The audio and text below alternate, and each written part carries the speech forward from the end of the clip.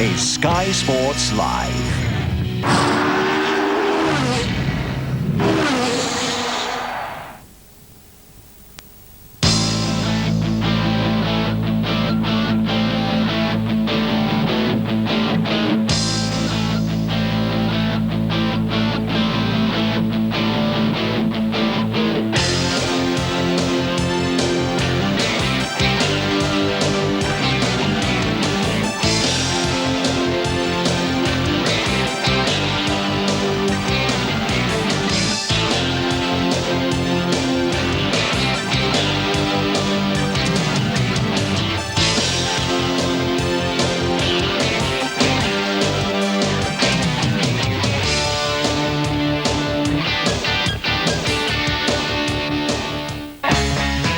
It's hot and humid in Kansas City as the IndyCar Series approaches its midway point.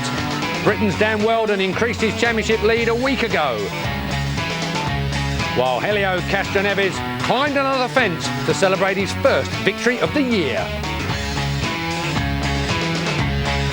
But here on the slick 1.5 mile Kansas Speedway, the Rahal Letterman team were dominant in qualifying.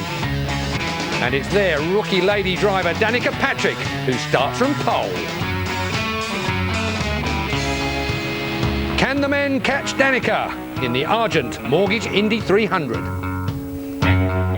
Hello everyone and welcome to the 8th round of the IndyCar Series, and what a race we've in prospect. On a track where last year the Rahal Letterman Paints finished first and second, this year the team have taken the first 3 positions on the starting grid. But Danica Patrick isn't making history by being the first woman to sit on the pole of an Indy race. That honour went to Sarah Fisher at Kentucky back in 2003.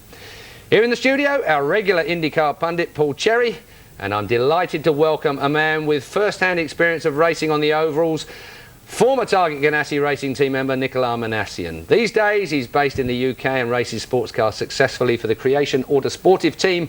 Nick, a very big welcome to you. Yeah, welcome. Well, before we talk to Nick and Paul, let's check out the headlines then today. With an outstanding qualifying setup, the 3 Rahal team machines of Patrick, Rice and Mira start first, second and third.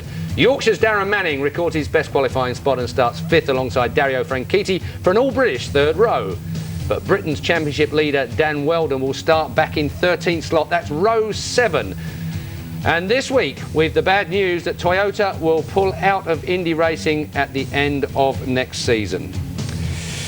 Nick, as a newcomer, let's start with you, put you straight in the hot seat, shall we? And a reaction to Danica Patrick's performances. I mean, she has been fantastic. Are you a fan of the lady? Yeah, I'm not a fan, but I think it's just fantastic because I don't like to make just the differences between a man and a woman. I think she's a great racing driver. And she's not just average, I think she's just very good because she's been learning very quickly and now she's right in there. And of course you're a graduate of some British racing as well, and that's exactly where she actually cut her teeth here in the Formula Ford series. So I suppose we get a bit of a thumbs up for Great Britain. That's right, yeah. Now then, the fact that Rahal Letterman have posted the top 3 qualifying slots, they've obviously got a bit of a secret. Any insight into that?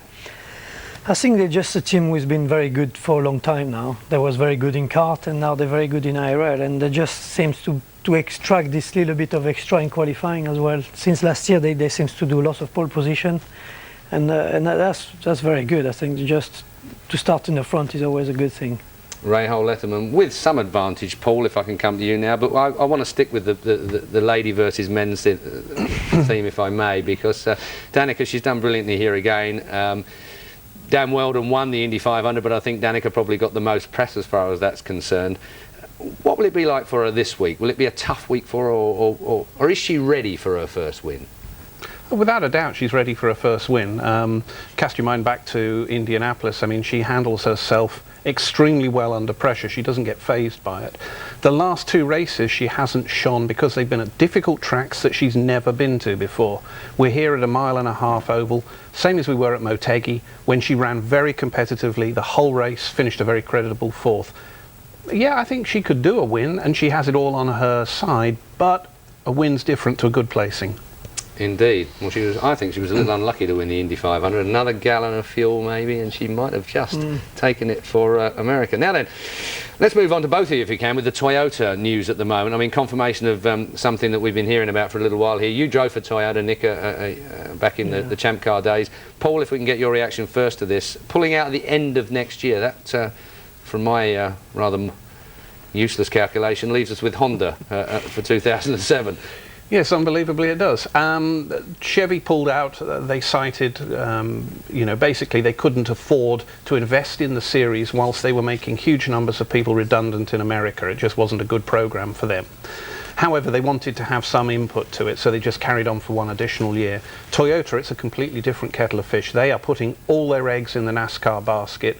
They've spent a long time. They started out in America with a very impressive sports car program that ran for 9 years. They wound up winning the IMSA championship time and time again. They came into kart, same thing. They dominated that towards the end of their tenure there.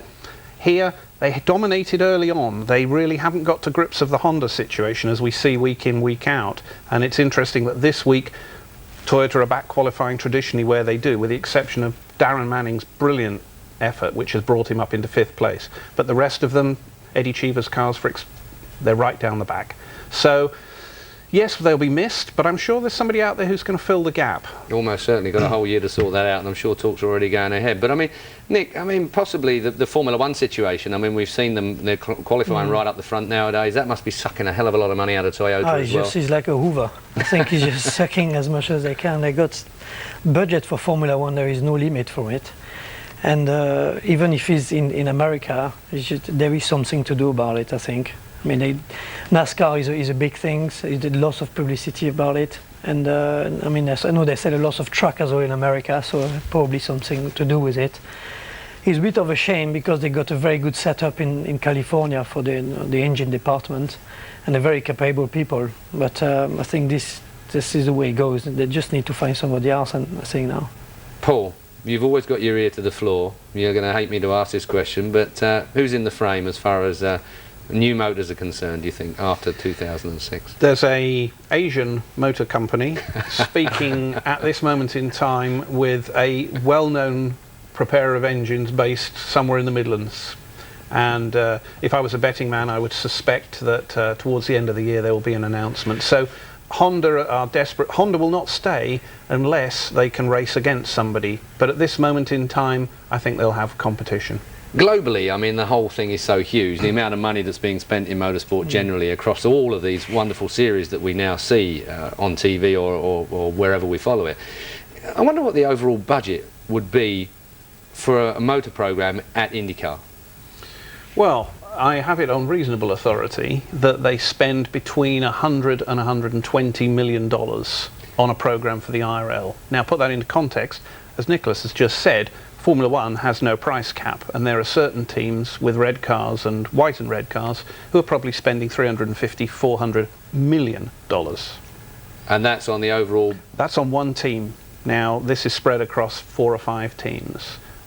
It's marketing dollars. It's no different to a page in the newspaper. You need it. And they have to have visibility. But Toyota's idea is the visibility they need now is NASCAR.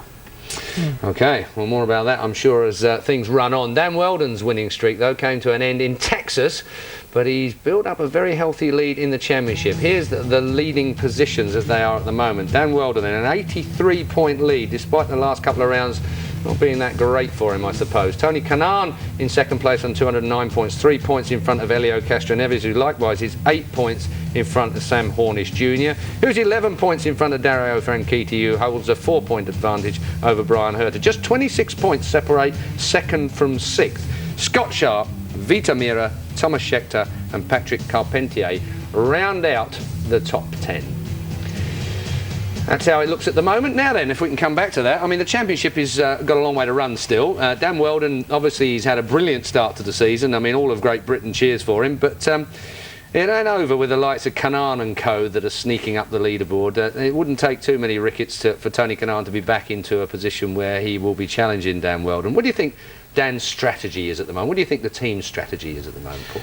Well, he's in the championship winning team first and foremost, and we sat here week after week last year and we said, will Tony finish the race this week or will he have a problem? He finished every single race. Last week, very uncharacteristically, he had an accident. Let's be sure about it. It's one of those things, and to have had one and only one after such a long period of time. Dan's going to play it the same way Tony did. He's going to go for the win, but he's not going to risk his situation. 83 points sounds a lot, but it's actually only 2 race wins. If he had 2 DNFs and Tony had 2 race wins, then the whole thing could reverse. So he's going to be smart. Last week we saw it. He had a car that wasn't capable of winning. He got a 5th place. That's what he needed to do. What do you make of Dan Weldon, Nick? I mean, obviously as a driver, you'll be looking in, keeping an eye on what's going on. It's your kind of domain. You've been across in the American situation before. I mean, what do you make of Dan Weldon? I mean, he made his career in America. Nobody knows too much about him in the UK, really, apart from what he's doing in America. I think it's a very good move. Because, I mean, if you want to have a career in Europe, in single-seater is very, very hard. So you get stuck into some sort of test driving and things like this, and you don't race. Or you go in America and you race proper racing, in a very good environment, proper championships.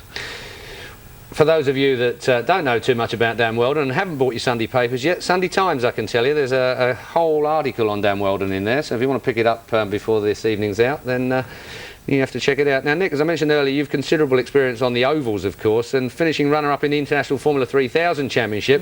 You joined Ganassi Racing in 2002, and oh, here we have some pictures of you. I'm sure you'll be pleased to see.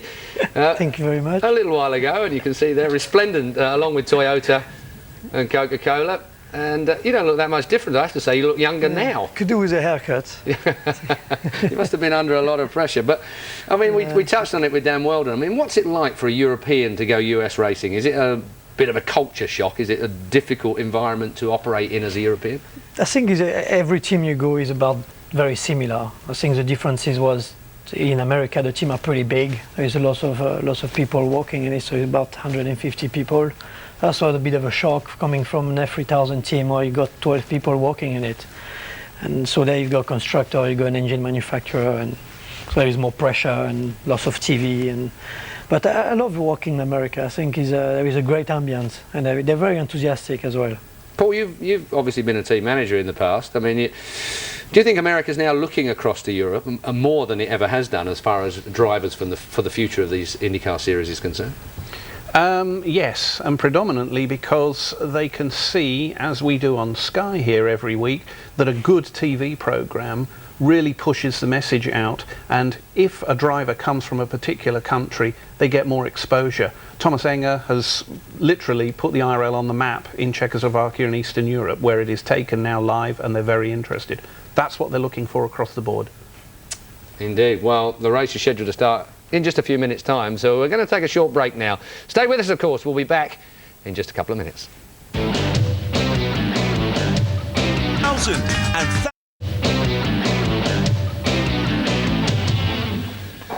Welcome back to the Argent Mortgage Indy 300. 200 laps coming up, and everyone's now getting ready for the start.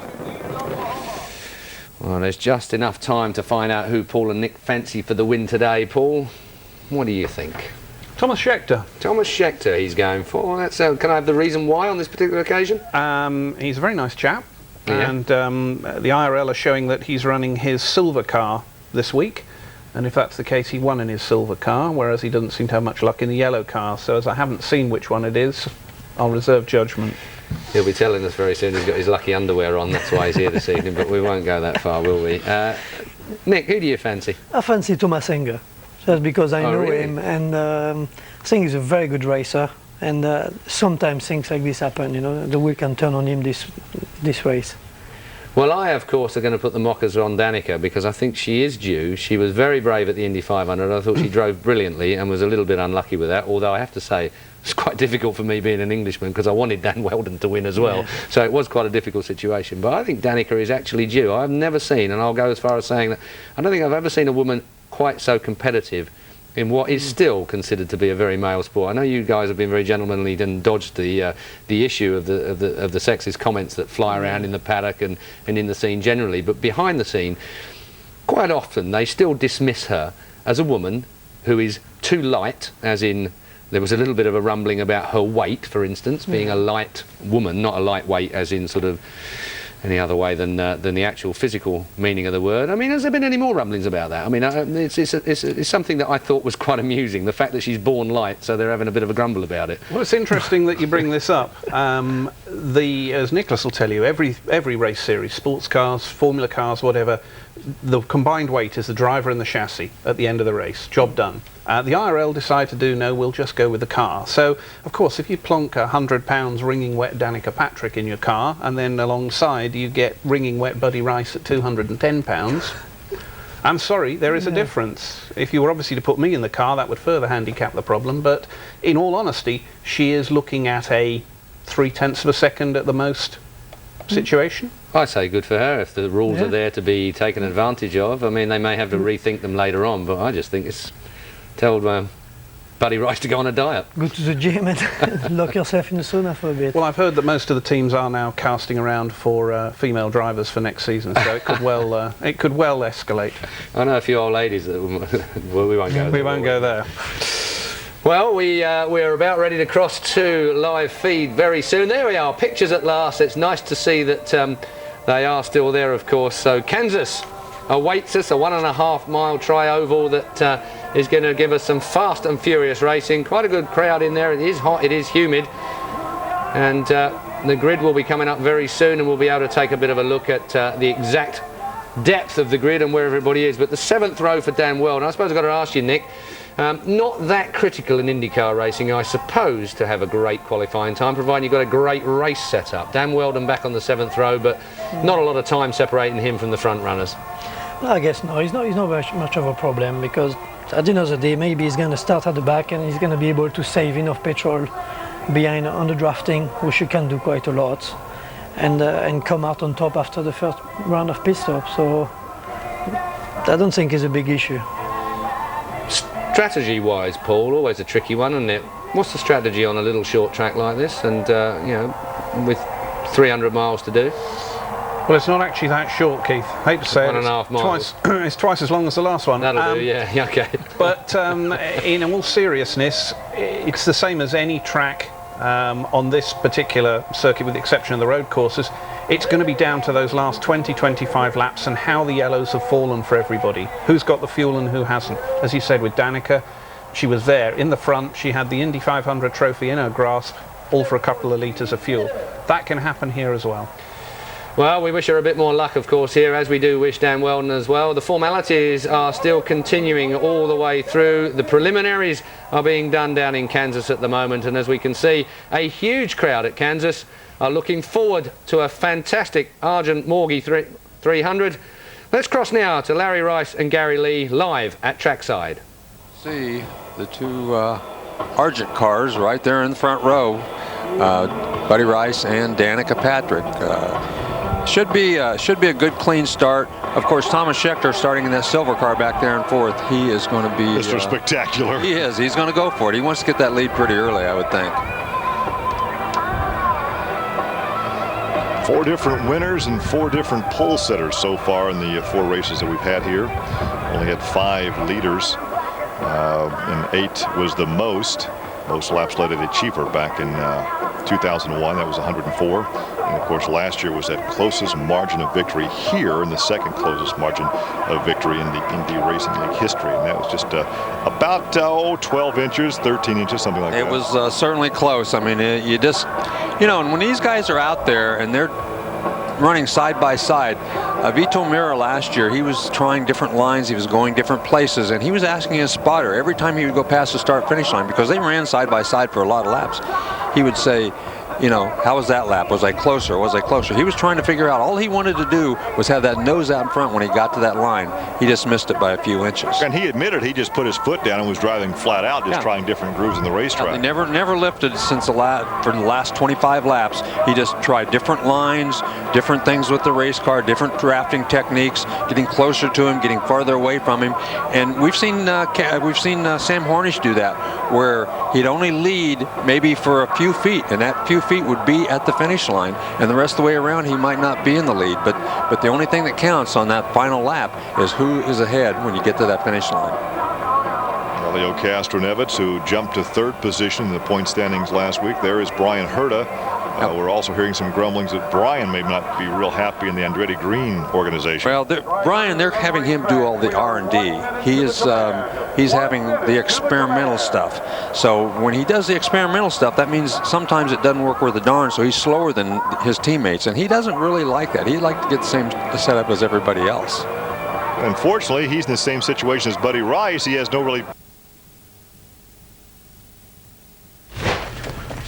Well, unfortunately, we've just lost our feed from America, and luckily we're all still here in the studio, so we're going to have a quick chat about some of the people a bit further on down in on the grid then. I mean, who else is going to interfere with your predictions? I mean, you've gone for Thomas Enger, and I can't remember who you went for, Paul. Forgive me. I'll choose the winner then. No, Thomas Scheckter I went for, and both Thomas and Thomas, who happen to be teammates, are running the outdated Chevrolet engine, but it's definitely very, very strong in horsepower, and that's what you need around here. They're both very well placed. Thomas Enger didn't quite get the grip of the thing in qualifying, but I noticed in the final practice session held this morning that he was the quickest, so maybe his race car is looking pretty strong. Thomas, you can never doubt him, but unfortunately he is Mr. Bad Luck, isn't he? And probably with me putting him down as a winner, he's going to retire. Unlucky for you, Thomas, I have to tell you. Your dad will be over here having a word with you in a while. But, I mean, race setup, qualifying setup, two completely different situations for any racetrack at any discipline of motorsport, of course. Dan Weldon, I have to say, and his team do tend to concentrate very heavily on their race setup. Pretty much you can guarantee they're going to bring a car to the track that's going to work in racing. That's for sure. I mean, in oval racing, you set up the car pretty neutral for qualifying, which is just a tiny bit of understeer for give you the edge of it. It's not an English versus French thing, but I've got to interrupt you, I'm afraid, there for a minute, Nick, because we can go now to the track where they are about to start their engines. Drivers, start your engines! So she didn't go with the ladies and gentlemen. No, she didn't. Third starting position. And outside will be Thomas Scheckter, who has had pole positions, has had victories. He'll start in fourth position here this afternoon. In the third row on the inside, the best starting position so far this year for Darren Manning. He'll start in fifth alongside Dario Franchitti, who is now fifth in the point standings. In the next row, in row 4, also the best starting effort for Scott Dixon this year. And there's Tony Kanaan, who was last year's champion, and is right now second in the point standings. In the fifth row on the inside, it's Scott Sharp, his 106th start in Indy Racing League competition, and two-time champion Sam Hornish, who is now fourth in the point standings. Ryan Briscoe and Tomas Indy, an all-rookie row in row 6. Briscoe for Target Ganassi and Indy for Panther Racing.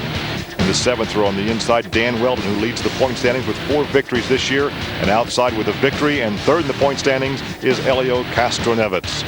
In the 8th row on the inside, it's Matsura. Outside, Brian Herta. Herta, of course, victorious here a couple of years ago. He has won here, but right now did not qualify all that well. Roger Yasukawa and Alex Barron will occupy row 9. In the 10th row, it's going to be Ed Carpenter and Patrick Carpentier.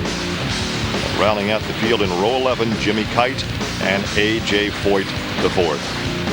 Yeah, this morning in the last practice, Thomas Ingy was the fastest out there in that set. Dixon was 5th fastest, and Tony Kanaan was 3rd. So we'll see if that plays out in the race.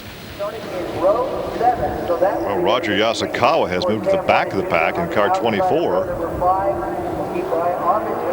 Not sure if he was asked to do that. They may have changed something on the car and been asked to move to the back of the pack. So we'll have to see if we can get something from everybody, from the officials on that. But the 15-degree banking there, Larry, in the corners makes this a very fast racetrack. Well, yeah, this racetrack is one of the typical trials. There you take a look at Danica Patrick. This race is 300 miles, 200 laps. Pit window is going to be probably between 45 and 50 laps. Of course, Danica Patrick on the pole. But the pits are going to be very, very critical. Getting in and out of the pits here and having good pit stops. Remember, we saw Dan Weldon pull his pit tank over as he tried to get out of the pits too quickly last year. 2.4 kilometer tri-oval with the 16 meters banking, 5 to 10 degrees in the straightaways, 15 degrees in the corners. and they have 80,000 seats, and most of them are full here today. 28 degrees, wind at 32 kilometers, and a 40% chance of rain, and that's one of the reasons they want to get this thing going so that they beat any rain if it does come. We have some good onboards here as there are going to be another lap before we turn them green as the ceremonial cars pull off, and the pace vehicle remains out. There's Danica Patrick from the pole position, and there is starting outside the second row. There is Thomas Scheckter. He'll be starting in 4th position, car number 4. There's a look at Darren Manning. We'll be on board with Darren, car number 10, starting back in the 5th position. There is Dario Franchitti. He'll be starting 6th, car number 27. There's a look at Scott Dixon, former champion of the series, starting back in 7th position. Carpentier, starting back in 20th position, the French Canadian. Should get that green next time by, but right now the field is pretty ragged. Boy, as they need to line up behind that pace car driven by Johnny Rutherford. Rutherford was absent last weekend. Jacques Lazier was our pace car driver because Johnny was at the Goodwood Speed Festival over in England, but he's back to drive the pace car this weekend. And all Ray Hall Letterman front row, inside second row also Ray Hall Letterman, outside the Panther Racing entry for Scheckter, still not lined up very well. I guess not. This is really ragged, and they're coming around supposed to get the green this time. And, well, the third row's in pretty good position. Well, now they start to form up. You can see the rows further back than about 4th or 5th. Oh, they're getting a very slow start for some reason. Look at everybody there in the back, got a big run. Three wide into turn 1. Looked like Hornish, who went way wide on the outside there. He is 3 wide still. They're still 3 wide going through turns 1 and 2. 2 and 3 wide off the 14-degree banking down the backstretch, banked over 10 degrees. And who's going to lead this first lap, Danica or Buddy? Buddy would love to lead it after he lost the pole yesterday. Well, they're still side by side as they go down Buddy there. Buddy is going to lead. You're right. And he got that run down the front straight as we talked about. And there's look at Scheckter. We talk about Scheckter pushing early, and there he goes. He's kind of squeezed to the outside there, and now he's going to try to make the move on Danica. The most leaders we had was back in 01, 8 different leaders. Only 5 drivers led last year. Look at Kanaan. Kanaan started in 8th. He's already up to 3rd. He got a huge run. We talked about these guys, none of the Team Green guys being happy with their cars, but it looks like they might have found something overnight, because Kanaan and Franchitti both running 3rd and 4th right now. And look at Scheckter on the high side down the back straightaway. Well, he got a good run out there. Buddy Rice is not going to want to give up that lead, and doesn't so far. But Scheckter, again, that Chevrolet proving that it has some horsepower. Franchitti back there now makes the move around Kanaan for 3rd position. So right behind this battle up in front is Franchitti, but now back on the inside by nose is Kanaan. That's a great battle for 3rd spot, side by side the teammates. Yeah, and here goes, you can take a look as we go back with Danica Patrick, and look at this, Weldon. He started deep in the field. He started back in 13th. He's already up front. So whatever complaint they had about these race cars, they must have dialed something in after qualifying yesterday. Well, Danica Patrick's now fallen back to 6th place. Actually, I think she's in 7th place now after Weldon went around her. Still, that's just fine. She needs to get experience. Yeah, she doesn't have the experience on these tracks. Running side by side on these tracks is quite tricky. You don't want to do anything silly and make any big mistakes early, and I think she's fallen down to the bottom of the racetrack. And here comes Indy. Indy has something to prove after last week, after that questionable. Remember, he was the fastest earlier today in that practice session they had this morning. He was very, very quick. So right Danica had a big run right there, and no place to go. Had to get out of the throttle. From the front of the pack to near the back of the pack. Well, that's what happens when you have to get out of the throttle, though, like she did right there. You lose a lot of momentum, and look how far she fell back. So that's Scott Sharp coming up on her now. Well, she's running in 10th position right after starting from the pole, and look at this gaggle of cars up in front. And look at this almost contact between Scheckter and Franchitti. Well, see, Scheckter ran higher on the racetrack. Franchitti thought he was going to go lower on the racetrack. He did not. He ran high through that corner, and it really almost got. And look at this, Franchitti wide for the lead. No way, he can't do that. He almost did, though. Behind Scheckter. Boy, he thought about it, Larry. Almost contact again. Oh, and Scheckter pulls right down on Rice. Almost pulled right into him. Right. Franchitti went high, saying, "Boys, you guys are going to make contact. Well, I'm getting out of the way." Buddy Rice lifted. That got his attention when Scheckter came down and he lifted. And then when he did, he lost 3 spots. So Scheckter becomes the second leader of the afternoon. And I'm sure that Buddy Rice will have a little discussion about that, because Scheckter, I think his spotter might have told him he was around him, and he started to pull down, and he was not around Rice and almost pulled right down into him. Look at Franchitti. He wants a piece of the action, too. Well, this is what we've come to expect. Look at this. 3 of the top 4 now, the Andretti Green teams. And Dan Weldon, all the complaining, all the moaning he did yesterday about how bad this race car was. Is this statesmanship on his part? Yeah, well, I don't know, but he's right up there now, and nothing to complain about as he's running in the top 4. Isn't it interesting now, as we approach halfway of the season, we're starting to hear grumblings from the various camps, where before everything seemed to be very, very harmonic. Well, you know, that happens a lot in this kind of racing because everybody wants to be the best. Everybody wants to be the top dog. And look at Franchitti to the outside.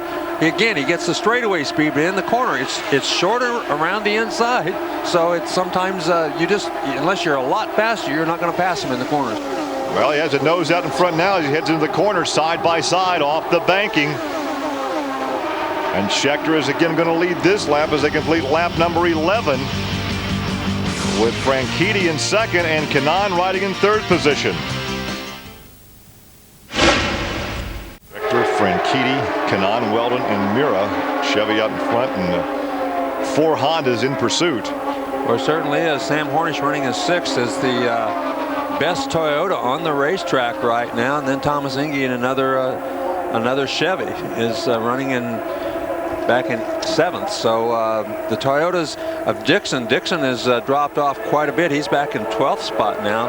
So, and Manning is back in 14th. So whatever they did right in qualifying, they have done just about as wrong here in the race as they've fallen backwards. I think the biggest question mark hanging over the Indy Racing League right now, and probably will be for the next couple of seasons, is what is the engine commitment going to be?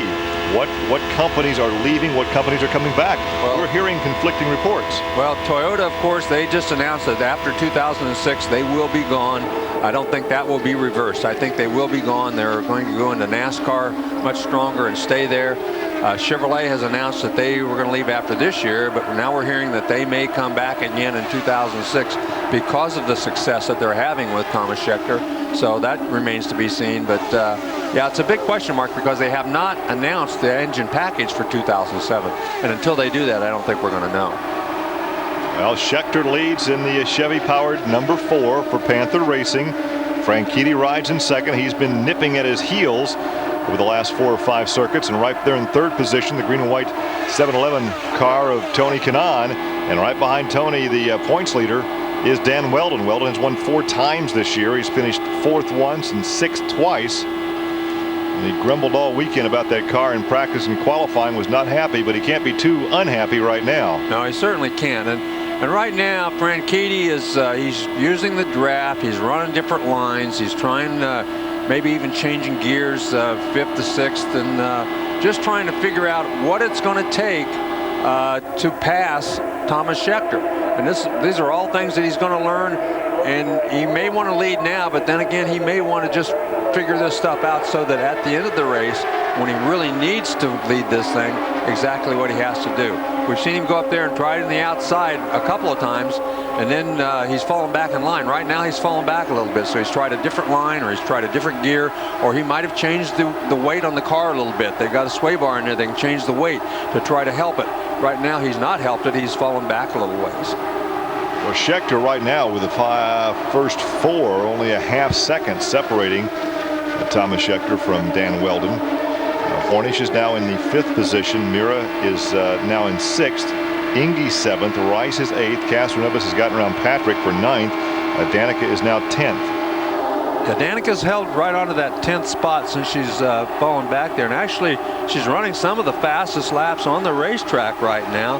But, you know, just falling back there. But it's a comfort level, Larry. You've been out there. You know what it's like. Right now, to qualify for the pole, you're on the track by yourself.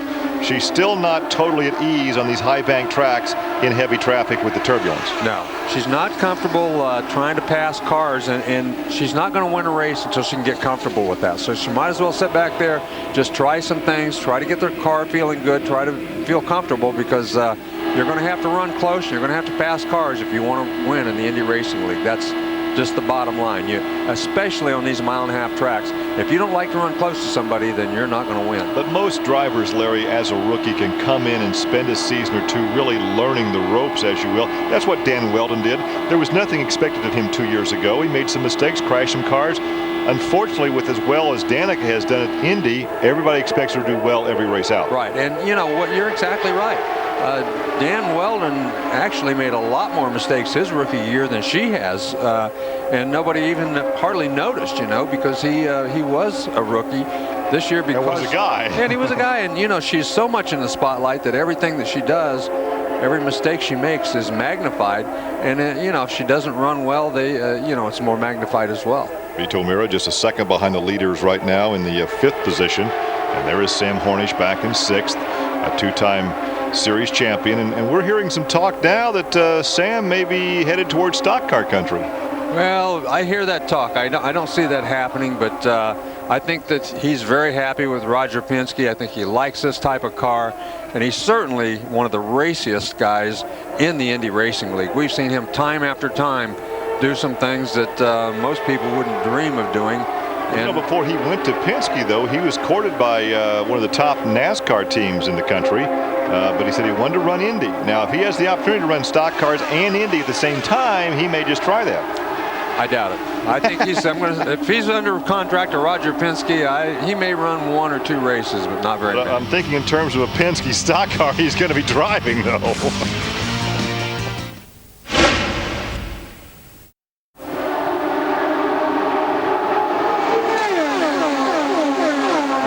There, and then on behind them, the cars have fallen way off the pace.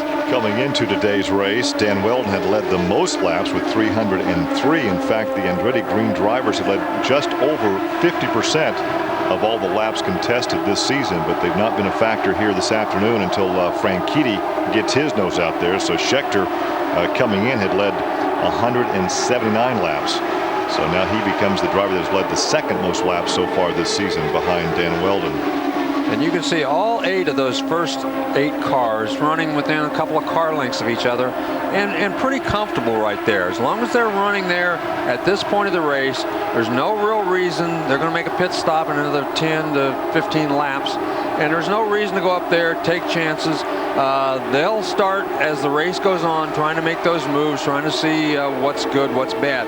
Of course, Sam Hornish, he's slowly but surely moved towards the front, and every chance he gets, he will pick off a position, because he's not a guy that likes running back there in 6th spot.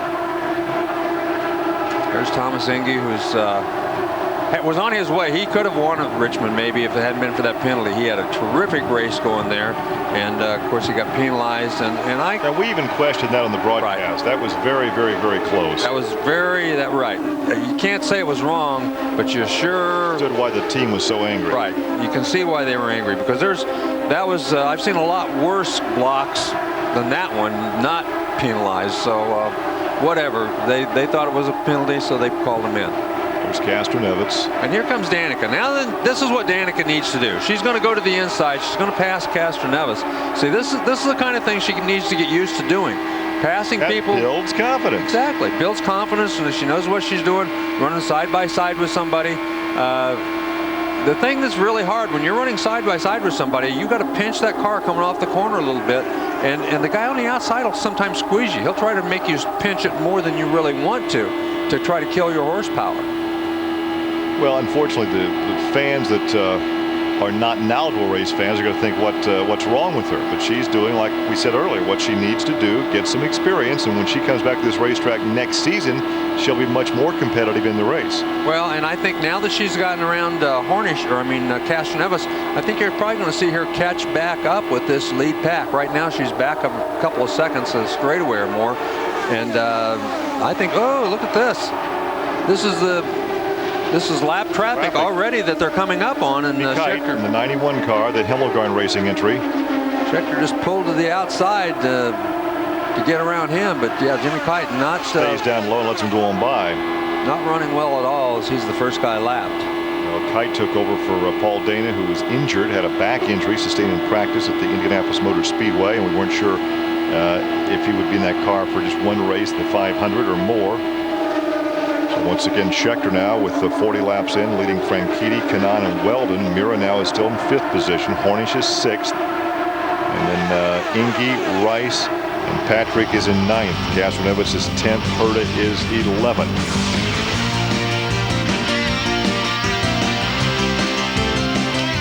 I think, Larry, just to kind of underscore what you said a few laps ago, they're just developing a rhythm. I mean, they're running at a comfort level right now. There's no reason to extend the race car. They're not getting extra points for leading the race. Now you can see that Buddy Rice has fallen out of that lead group, and Danica Patrick is actually catching him. So he's having some handling problems, obviously, as the laps wear on, and he's slowed up. And Danica Patrick actually seems to be running faster, as she was 3rd fastest that last lap around. So she seems to be picking up the pace as these laps go on. Maybe it's confidence, maybe it's just the handling of the car. Probably as much confidence as anything, though, as you said, Gary. Franchitti, we had a shot back at his teammate Weldon. Franchitti, or make that Kanaan. Franchitti is 2nd, Kanaan 3rd, Weldon 4th. So we have Andretti Green running 2nd, 3rd, and 4th right now. There is Franchitti, a pair of wins for his career with 1 pole position. But I tell you what, he has been probably as competitive overall as any driver this season. Well, absolutely. He's been one of the fiercest guys, especially in the short tracks. He was just absolutely worked his butt off in a couple of those things, trying to get around guys, and crashed because of it at Motegi and then Phoenix. That probably has been a pleasant surprise, because we probably thought that we would see him more competitive on the road courses that are on the schedule for this season. Thomas Schechter continues to set the pace here with the Chevrolet power plant, with Franchitti, Kanaan, Weldon, the 3 Andretti Green drivers, running 2nd, 3rd, and 4th. There's Danica back in 9th position, now closing in on her teammate Buddy Rice. Yeah, you can see Vito Mira and Hornish, they're right on the tail of this lead lap, so they're hanging right in there. Interesting to see.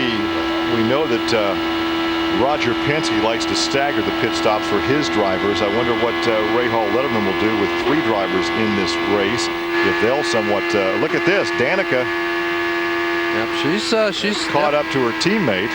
She's definitely gaining now. They're all going to have to make a pit stop. We'll see. This is a good chance for her to catch up, see, kind of make a little move, go to the inside, go to the outside. Danica likes a car when it's understeering, when it's pushing the front end a little bit.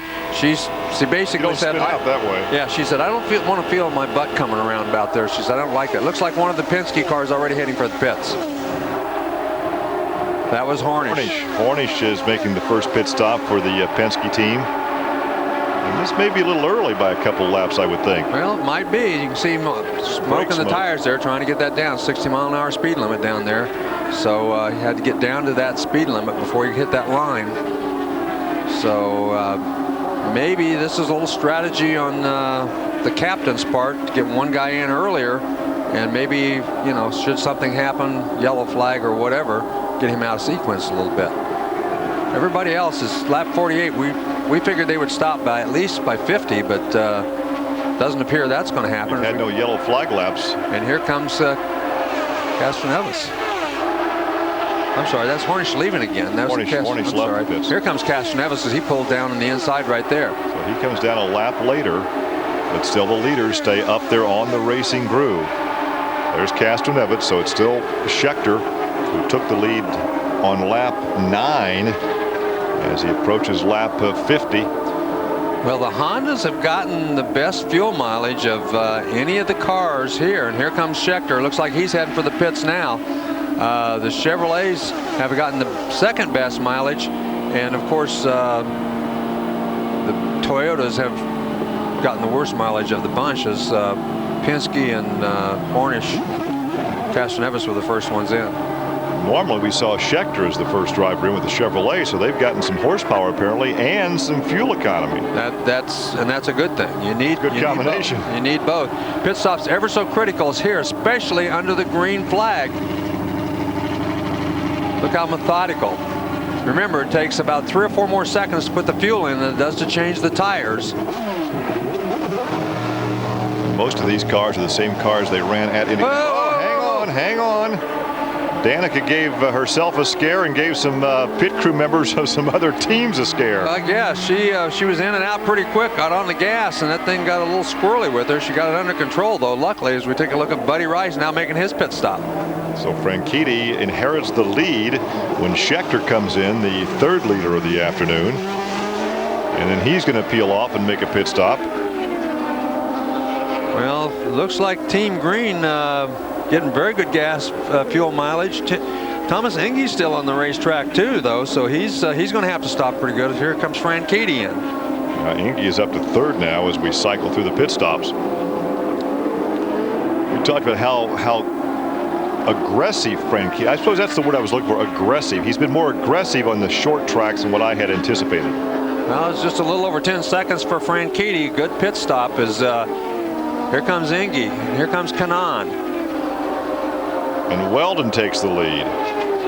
We'll see if they'll lead for a lap. They might not be taking on a full fuel load. They might be taking on a short fueling, hoping that there will be a yellow flag. It's a chance you have to take sometimes. 9-9 for Kanaan. There was Indy right behind him. Indy had a good pit stop, though. Indy had a very good pit stop. Here comes Weldon. Remember, they told us, Team Green told us that Dan Weldon could get better fuel mileage than anybody on that team just by his driving style. Here, though, I don't quite get that because you're pretty much flat out all the way around. So it can't make as much difference here as it does a lot of places. That's a good pit stop, 9.8 seconds. That's the fastest one we've heard so far. That puts Franchitti back in the lead. And here goes Schechter around Indy as Indy's just now getting back up to speed after that pit stop. So Franchitti got the best of the pit stops as Schechter came out in second place. So already we had 5 different leaders in this event. Rice, Schechter, Franchitti, Kanaan, Weldon. Who is this? Yasukawa.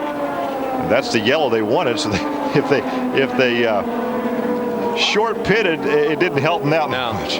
No, it happened too late. So I saw, and then I didn't see the crash until after he got out. I thought maybe something was wrong with him, and somebody almost ran into the backup. He saw the crash way before I did, or whoever that was behind him. Well, he takes off the rear wing in that Dreyer Reinbold effort. Roger Yasukawa.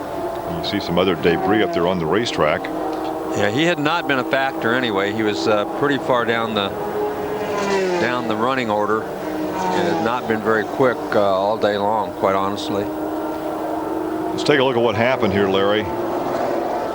He was on his own. Just got on the outside. That soft wall again. He backed that thing straight into the wall, and that soft wall probably saved a lot of damage and a lot of injury. There's we see him still moving around in the cockpit.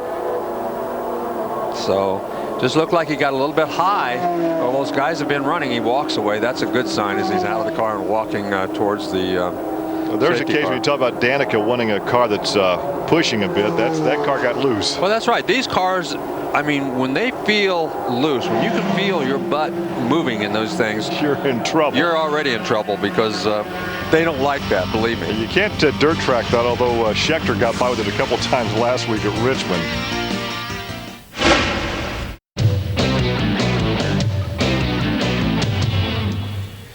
The Argent Mortgage 300 will continue in just a moment. We're under our first yellow after Roger Yasukawa slapped the wall. We've yet to work out exactly why, but we'll take a look at that in a minute. Still with me, Paul Cherry and Nicola Manassian, of course.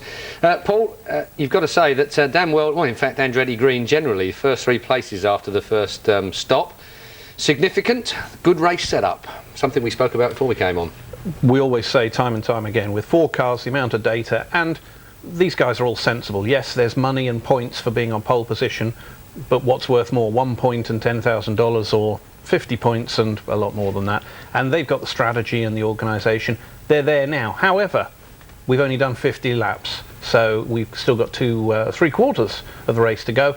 But, you know, they've got their guys from poorly positioned on the grid into the front running ones. Let's see how it pans out.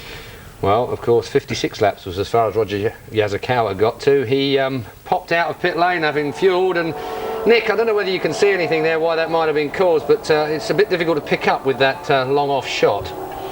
Yeah, it's a little bit difficult. It could have been because they just done the pit stop, maybe cold tire, maybe something like this. Difficult to see. Indeed. Well, we'll try and get a better angle on that if we can, of course. Now then, let's talk about Danica Patrick. She had a frenetic few moments early on in the race, didn't she? She actually got duffed up, found herself on a difficult part of the track, and then slowly but surely, here she passes Elio Castroneves. I mean, she slowly came back onto it, got her breath back until this moment in pit lane, of course. Little in a hurry to get up to 60 mile an hour, the speed limit in the pits, and get back out again. But she seems to have regained her composure, apart from that slight slip in pit lane, Nick. Yeah, I think it can happen, this sort of thing, because the car is slightly pulling to the left. So you come out of the pits, cold tire, sometimes you get a little bit, you can get drawn to get to the inside again. But always unfortunate, I think, if she crashed in there. Always amazes me the setup that obviously that they've got as far as suspension and chassis is concerned. When it's on the flat, it looks like it's had a major accident, but of course it's made to be up on the banking. Yeah. As far as Danica's concerned, she seems to have regained her composure. She's back on her way again now. How would she have dealt with that, do you think? Will she have been in the car thinking, I'm too tense, relax back into this a little bit, you know, to regain her space? She slopped back to 10th place at one point. I think that when you start on pole as well, you get a little bit, the pressure, I think, is getting on you a little bit. So I think you just need a few laps to, not until you got the experience, like Tony Canham, who's got this experience. As a champion, you know what he's doing all the time. I think Danica needed a few laps, so I think now she's back into doing some good lap, and yes, she's back on the groove, yeah. Indeed. Well, that's Raoul Letterman, of course, the team, but the team that are in the top 3 places at the moment are the Andretti Green Boys. Michael Andretti spoke to one of our reporters at Pitside just a little while ago. The Andretti Green team told me earlier today, said he just blew a gasket yesterday. He was so frustrated with the way this car has been. Michael, now we're having an overheating problem. What's the issue? It's okay. They got it off. They had to take off one of the panels, which they did. It took a little longer in the pit stop, but the temperatures are fine now. So we can tell then there must have been a little bit of a overheating problem with the Andretti Green cars. They've obviously addressed that during that 50 after the 50-lap pit stop. Something else I'd like to just speak to you guys about, if I can. Nick, particularly, you were asking about the mileage earlier on when we were out of vision about whether the Chevy had the mileage. Paul, you said perhaps not, but it did certainly appear so in that first part there. 50 laps, everyone seemed to be coming in at that time, so maybe Chevy have addressed that. Yeah, I mean, we saw at both the Indy 500 and one of the other races, as here we go to green, I think. Certainly looks like we're getting a bit racy for a green flag pretty soon. Should we go back to the track then? Our commentators live, and we'll talk here in the studio just a little later. 3 wide down the backstretch. Just gone back to green flag racing, and look at him scramble for position, Larry. Sam Hornish was 3 cars wide on the outside. Kanan was getting past on the inside. He had a terrific restart. I don't know what he did, but boy, he was on the throttle and got around those guys. Looked like how he made it that wide, because usually there's marbles up there and it can be a disaster. He can always seem to run higher than anybody else, although it caught up with him last race. Yeah, it did catch up with him last race, and it's caught up with him a couple of other times. Now that the restart is over, he's kind of having to fall back in line, but boy, he got a great restart on these guys. Running 3 wide for a while, but still up in front is Weldon. Franchitti rides in second, then Kanan, then Hornish, then that platinum number 4 of Scheckter. But Kanan went to the outside. Remember, he started in second. He went to the outside, and actually he got up there, got a little loose, and fell back. That's when Franchitti got around him, because he was way on the outside. Now then, Franchitti, as he's done all day long, he's been in that second spot trying to get around somebody. Back in traffic. There's Sharp. Sharp now is back in the 13th position, so you're looking back at 13th, 14th, 15th, 16th. Riding along with Darren Manning, looking back at Scott Sharp. So Scott Sharp in his 106th series event, more than anyone else. You can see again the top 10 have kind of pulled away from everybody else. As we take a look at them, there's Danica Patrick back there in 10th spot. So Weldon, Franchitti, and Kanaan, 3 teammates, run 1, 2, and 3. Now a high side move by Schechter in number 4, and he goes by Kanaan. Wow, he made that look pretty easy. I don't know what he did right, but he just pulled to the outside. Looked like he found a new gear out there. Boy, he motors on by Franchitti. I don't think we've seen anything made to be. I mean, that just look at this, a high side move around because he's going to make the pass for the lead. Man, oh man, he just looks like he just put that thing in overdrive, and when he wanted to, and that Chevrolet responded and went around those 2 guys. Now then, Weldon says, no, not so fast there, buddy boy. I want to lead this thing. Yeah, he's not going to make it quite as easy on him. Now, Weldon's moved up on the racetrack just a little bit right there as he was on the outside. He's trying to move him up, make him slower. Look at Hornish. Hornish is right on his tails. He got around those 2 guys, too. He's going to push Schechter to the lead. Yeah, both Kanaan and Franchitti, for some reason, have moved backwards as Indy's got around them. So Kanaan and Franchitti having some sort of a little bit of a problem as they've moved backwards. Schechter's just not going to give up, and Hornish, he can't do anything. Go with Schechter, unless he makes it 3 wide. No. And here comes Kanaan as he comes back around. Look at Indy, though.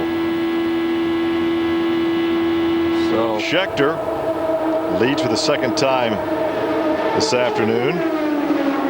Wow, so he's look at Hornish. He just ever so close. He gets about a car length up and just can't quite get far enough up to get back down on the inside. And Hornish is out there trying to give him a little push, but can't give him enough of a push to get around.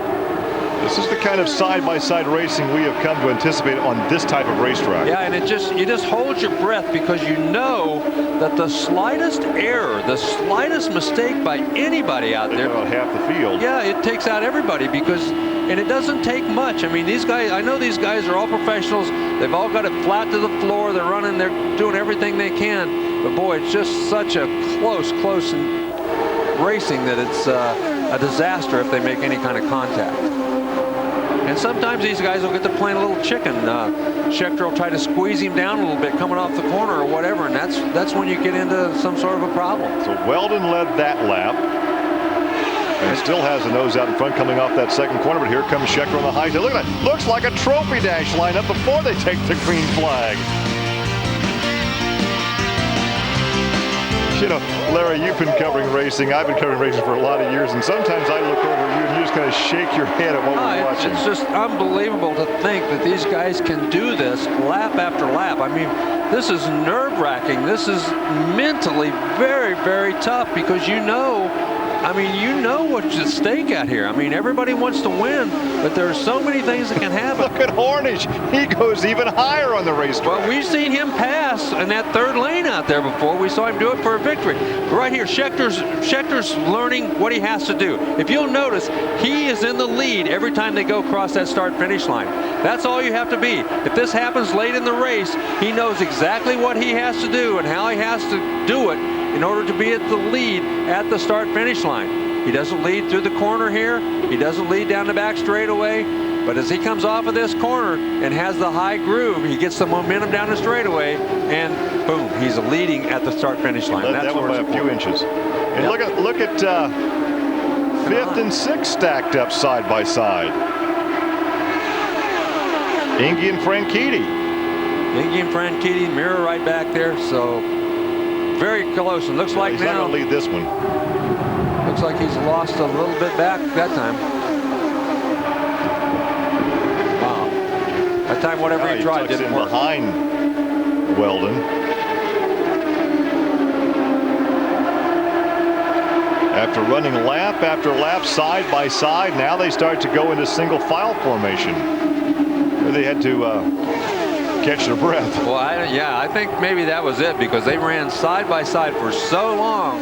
And now then, Schechter running that outside groove almost lost 2nd spot as Kanaan. Now he's going to try again. He got a little bit of a draft, a little bit of a pull there, and goes to the outside and once again try to make that run. Down the back straightaway, it's banked 10.4 degrees into 15-degree banking in turn 3. And see, as soon as he goes out there, Hornish follows him. They both fell in behind those, behind Kanaan and Weldon, but as soon as Schechter got that little bit of a draft, Hornish followed him right to the outside, and he tried to follow him through into the lead. Well, it's just a case of holding your breath and putting your foot all the way down. Well, it's, you know, mentally, this is one of the toughest things that these guys do. I mean, to run out here, looks like he got a little bit loose up there and climb out of the throttle just barely. And now then, he gets a little bit of a draft again and goes right back to the outside. Indy has gotten around Franchitti for 5th position. Franchitti is now 6th. 7th is Mirror, 9th or 8th is Rice, 9th is Patrick, 10th is Castro-Neves. And look at this, Ingy's going to go to the inside of Hornish as Hornish pulls back to the outside. Well, Indy feels like he had a shot to win that race at Richmond and got black flag for blocking, which was that questionable call that we've talked about, and he feels like he may be owed one here by the IRL. Right, and Indy still is learning too. See, he got up there, he had to climb out of the throttle. Boy, the minute you get out of the throttle just for a millimeter of a second, you know, you just barely get out. It costs you lots and lots of time on the racetrack. Looking back at Kanaan, they're on the low side, Hornish on the high side. That's the battle for 3rd as you're right along with Thomas Schechter in 2nd position. You can see the top 10, 11 cars all just nose to tail. Right now, there are less than a second between the top 8 positions. And the Danica, who is 9th, is 1.1 seconds behind this lead pack. You can see Schechter, he gets back in that draft. He gets, what happens is you've been behind a big truck on a super highway, and it kind of pulls you along. And then when you pull out from behind that truck, that big blast of air hits you and it slows you down. Same thing happens in these things. Once you pull out from behind that car that you're drafting, that air slows you down. So you've got to have a big run on him so that he can get up there to the side of him. And now then Hornish has a run. Hornish by a nose for 3rd position. Drivers are being warned about running below the white line. So I'm not sure, I didn't see anybody do it, but who were being told they're being warned about. Race control saw somebody. Yeah, they saw somebody and they're telling them not to run below that white line. After lap after lap after lap of running side by side in formation, almost in lockstep, they've gone back to single file formation. Now about 14 laps before green flag pit stops. Keep in mind, we know that Weldon can go longer than his Andretti Green teammates, and we saw that Chevrolet of Schechter go a little longer than some of the Hondas and Toyotas.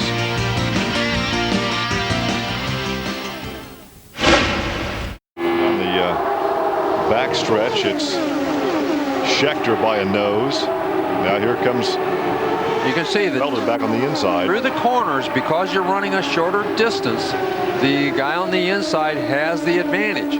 But down the straightaways, as we see right there, the guy on the outside has a little bit of an advantage because he's not pinching the car. He's got more RPMs, more momentum off of the corner, and because of that, he can sometimes lead. Look at Hornish. Look at this. Look at Hornish on the high side again. I think he thought that Schechter was going to fall in behind Weldon, and when he didn't, Hornish had already committed and stayed to the outside, and he lost a spot when he did that.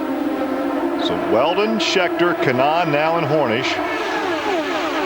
Well, you see that Weldon's led 30 of the 90 laps today. Hornish is, look at Indy. He goes to the inside of Kanaan. Kanaan, I don't think saw him. You saw Kanaan kind of jerk the wheel right there at the very last second as he got a run on Kanaan. Tomas Indy from the Czech Republic. You take a look at the rookie tracker. He's in 5th position. Danica back in 10th. Ryan Briscoe is 14th. As far as the point standings are concerned, though, Danica is the top rookie driver this season. Look at Indy. He's really looking aggressive. Back in 4th position now as he drops Kanaan back to 5th after starting in 12th, but he was fast in the morning practice. He was the fastest in this morning's practice. He was fast last week on the short track, and it appears like he wants to get up there with his teammate, and Hornish continues as to give him room down there too. Well, Hornish always seems to want to run on the outside. I think with that Toyota engine, he keeps the RPMs up, keeps the revs up, He has a better horsepower range when he runs a little bit higher on the that racetrack. Chevy's going to take advantage of that opening and take the spot. That's exactly what happens. If you leave an opening on that bottom, it's just shorter way around the racetrack on the bottom. Indy took advantage of it. He's moved into third. I would think the Chevrolet people would have to be real happy with only 2 cars in the race running second and third right now. Got a Honda leading, a pair of Chevrolets, and then Toyota. Well, I'm not surprised to see Sam Hornish up there battling with that Toyota, but I am a little surprised to see Indy coming up here as quick as he has. He's really looked strong here the last 4 or 5 laps. And Franchitti back in 6th applies some pressure to Kanaan for that 5th spot.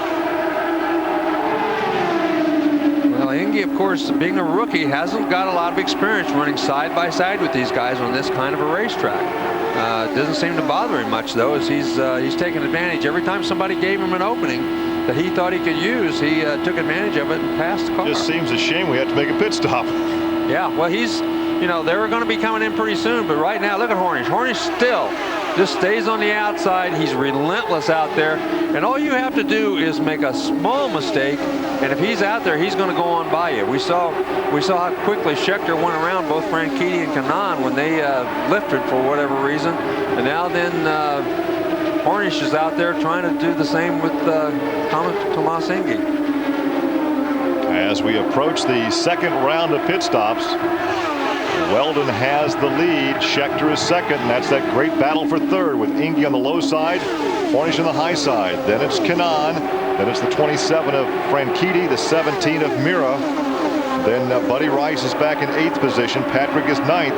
So the 3 Ray Hall Letterman cars that started 1st, 2nd, 3rd are running right now in 7th, 8th, and 10th. As Scott Sharp just went around Patrick for 9th position. Yeah, and this is we're riding along with Danica right now, as she's kind of fluctuated between 7th, 8th, 9th, and 10th, mostly 9th and 10th. You heard her lift right there. That's what she can't do. Then she's shifted down. She's got to find a way to keep that throttle down all the way around, no matter what. And sometimes that's hard to do when you're not sure what that guy in front of you is doing. Well, there's Scott Sharp up on the high side. Back around Sharp. Once she gets going, she's lifting a little bit getting into the corner. The race car must be just a little bit loose. Well, this was a couple of laps earlier.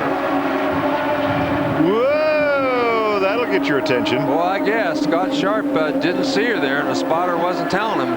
He almost came down on her. That's why she got out of the throttle. That'll give you gray hair. Yeah. So the spotter is extremely important on a racetrack like this. They've got to be on top of things. They've got to tell you where the people around you are and what they're doing. And as a race driver, you have to shake that off immediately. You cannot dwell on that. Oh yeah, and she did. She's right back after him again, no question about it. Now Hornish is going to have to stop here pretty shortly. He's run, of course they ran about 10 laps under the yellow, so he can run a few more laps, but not very many. He's going to have to make a pit stop pretty soon. He was the first in last time around. There's Buddy Rice. He's around Franchitti, and Franchitti is falling back to 7th spot. Well, here comes Franchitti back around Rice. And when you say back to 7th, I mean they're just a whisker between the first and about 7th or 8th. We're talking about 10 car lengths. There's only 10, 15 car lengths between the first 8 cars, especially when they're running like that side by side. You're only talking about the first 5 cars over by a half second. We saw Hornish down there at the bottom of the racetrack heading for the pit area. I believe that was Hornish. So Hornish was the first to come in the last pit stop segment. The first stop this time.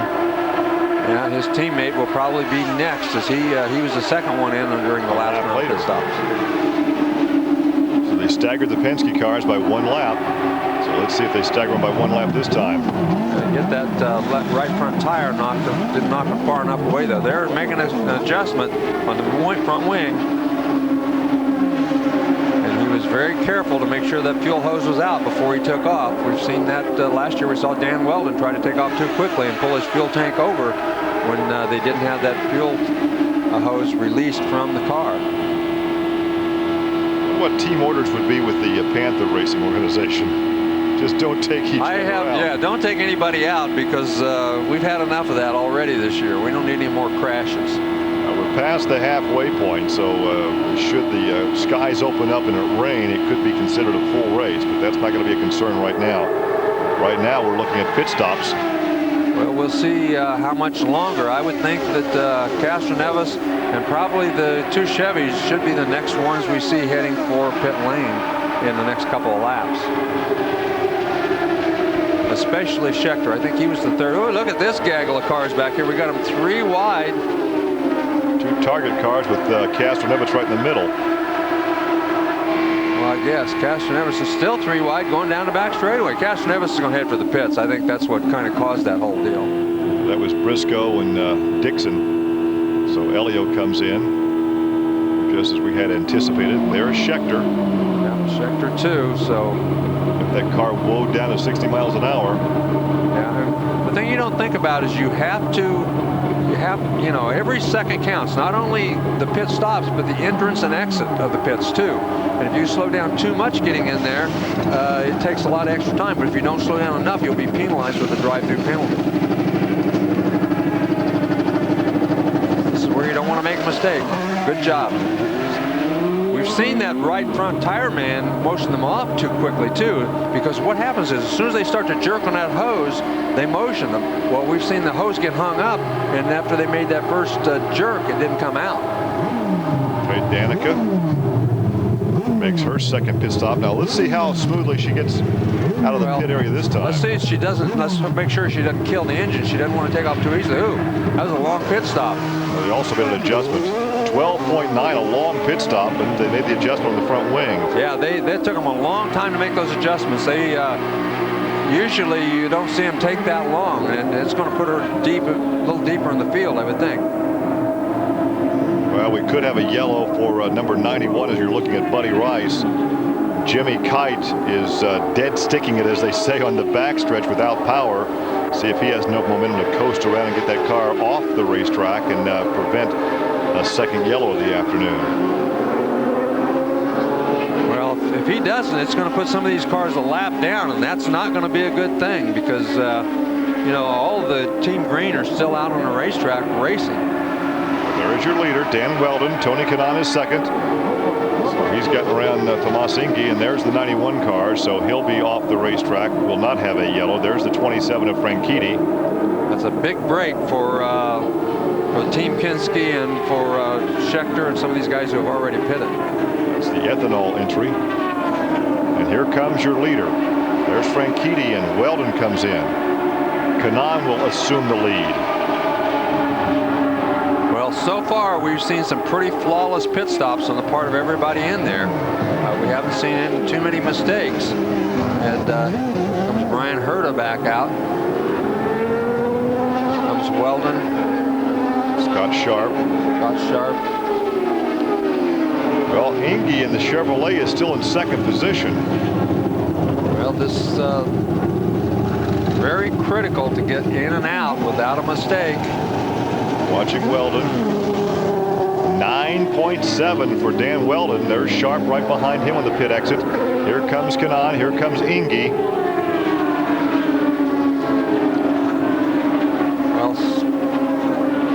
Again, you got to give these crews and these teams, these drivers, a lot of credit. They've all gone to the one-person fueling system now, and that has helped a lot. I think he got in and out very quickly. 10-4 for Kanaan, and boy, look at Indy right there on his heel. Good stop for the Panther Racing bunch. And Indy was in and out with that Rockstar car pretty quickly. He actually got out of the throttle and let Kanaan, you know, so there wasn't any contact coming out of the pit area. Looked like that when he did that, Kanaan really pulled away from it. Uh-oh. Well, that car should be parked down there. That's Briscoe. He parked it. Oh, I see. The pit out. So, second caution of the day.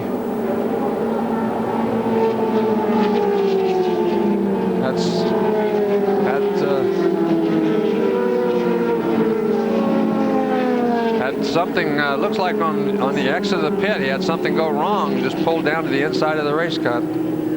So we'll see. Well, he pulled off after, well, we don't know why. Yeah, well, we'll see if we can find out. Looks like he's taking things getting out of the car, so whatever it wasn't something that he's going to fix and get back going. Well, they're going to just tow him in. He's going to put the steering wheel back on. They're going to tow him in. But could have been a driveline failure of some sort. So 114 laps complete with Matsuura did not make the pit stop with Bitterwood leading 1 lap.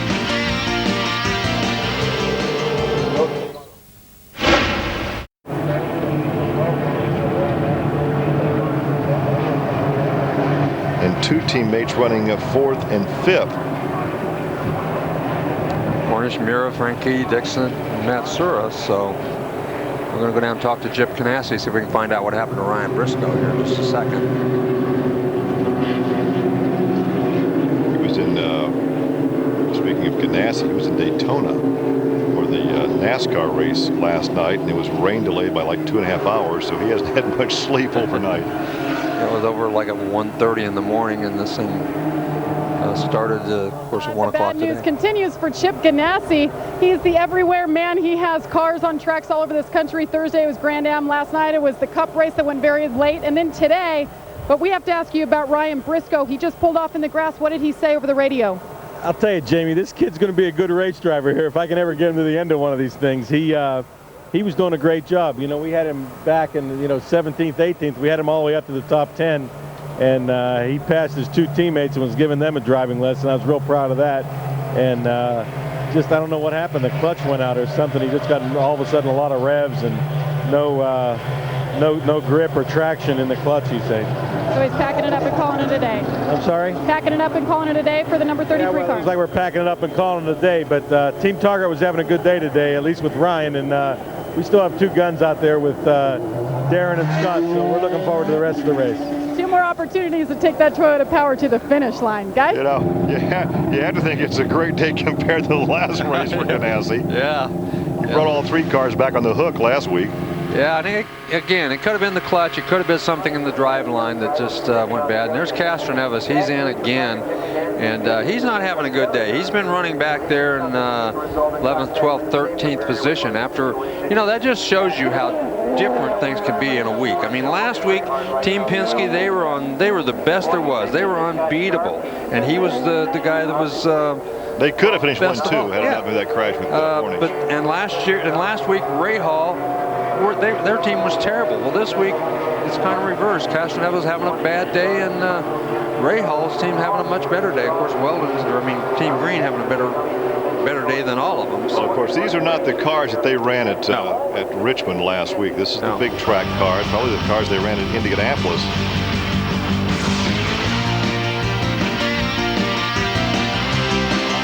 But it does show you how close they are. I mean, these teams are so close and so good that if you were just off by a little bit, you can be from 1st to 13th and nothing flat.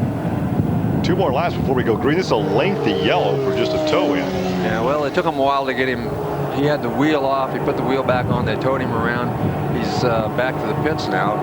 But what happens, the reason it's 2 more laps is they're going to let the cars, if there were any there aren't any in this case, lap cars that could go around. There's the smoke again. I'm not sure what that smoke is, but it seems like when he gets down those low RPMs, there's some smoke coming out. We saw that before that restart before.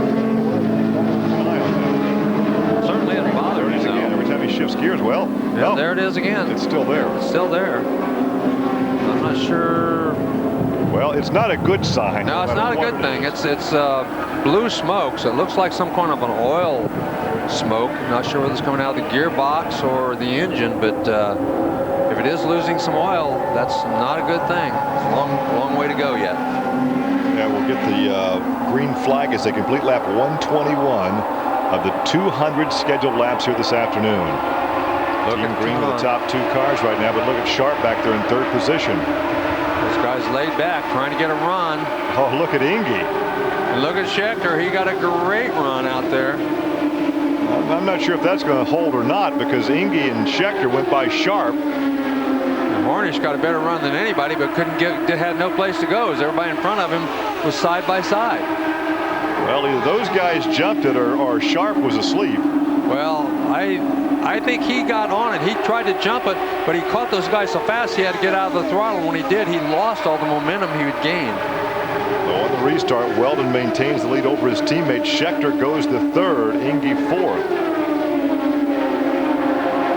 You see Schechter there in that Platinum car back in third position, his teammate right behind him. So we have two teams now occupying the top four positions. Andretti Green, and look at this on the high side move by Schechter. We've seen Schechter do this a couple of times. Once he gets that big momentum, that big run on the outside, right there again. He moved Kanaan down, and too. you can see Kanaan very nervous that he was going to come right down on him, and he does it again. I would say these guys are not going to be happy with that. That's a couple of times that he's done that. He's kind of pulled down, acting like he was going to pull right into the guy, and Kanaan, a little nervous, jerked the wheel. Oh, he got way wide that time. He lost that position then. He got very wide, and here comes his teammate, and he's going to lose 2 or 3 positions. Yeah.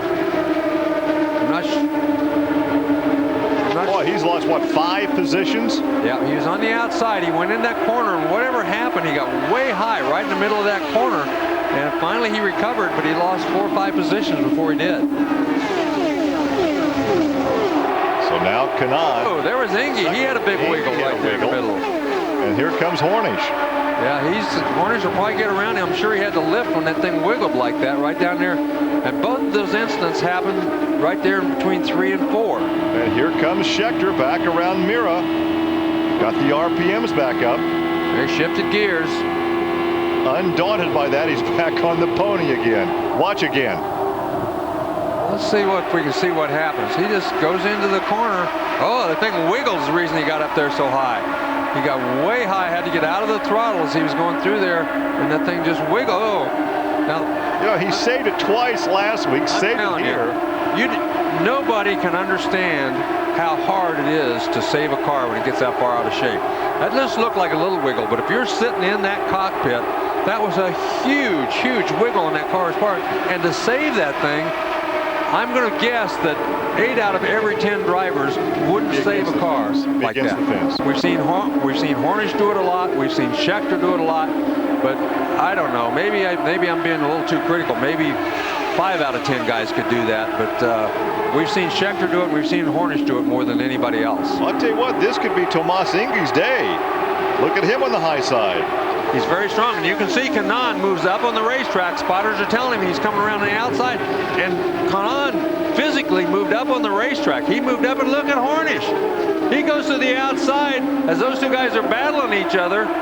He got a big run on both of them. This is the battle for second position. Weldon continues to lead. He's won 4 times this season, has Weldon.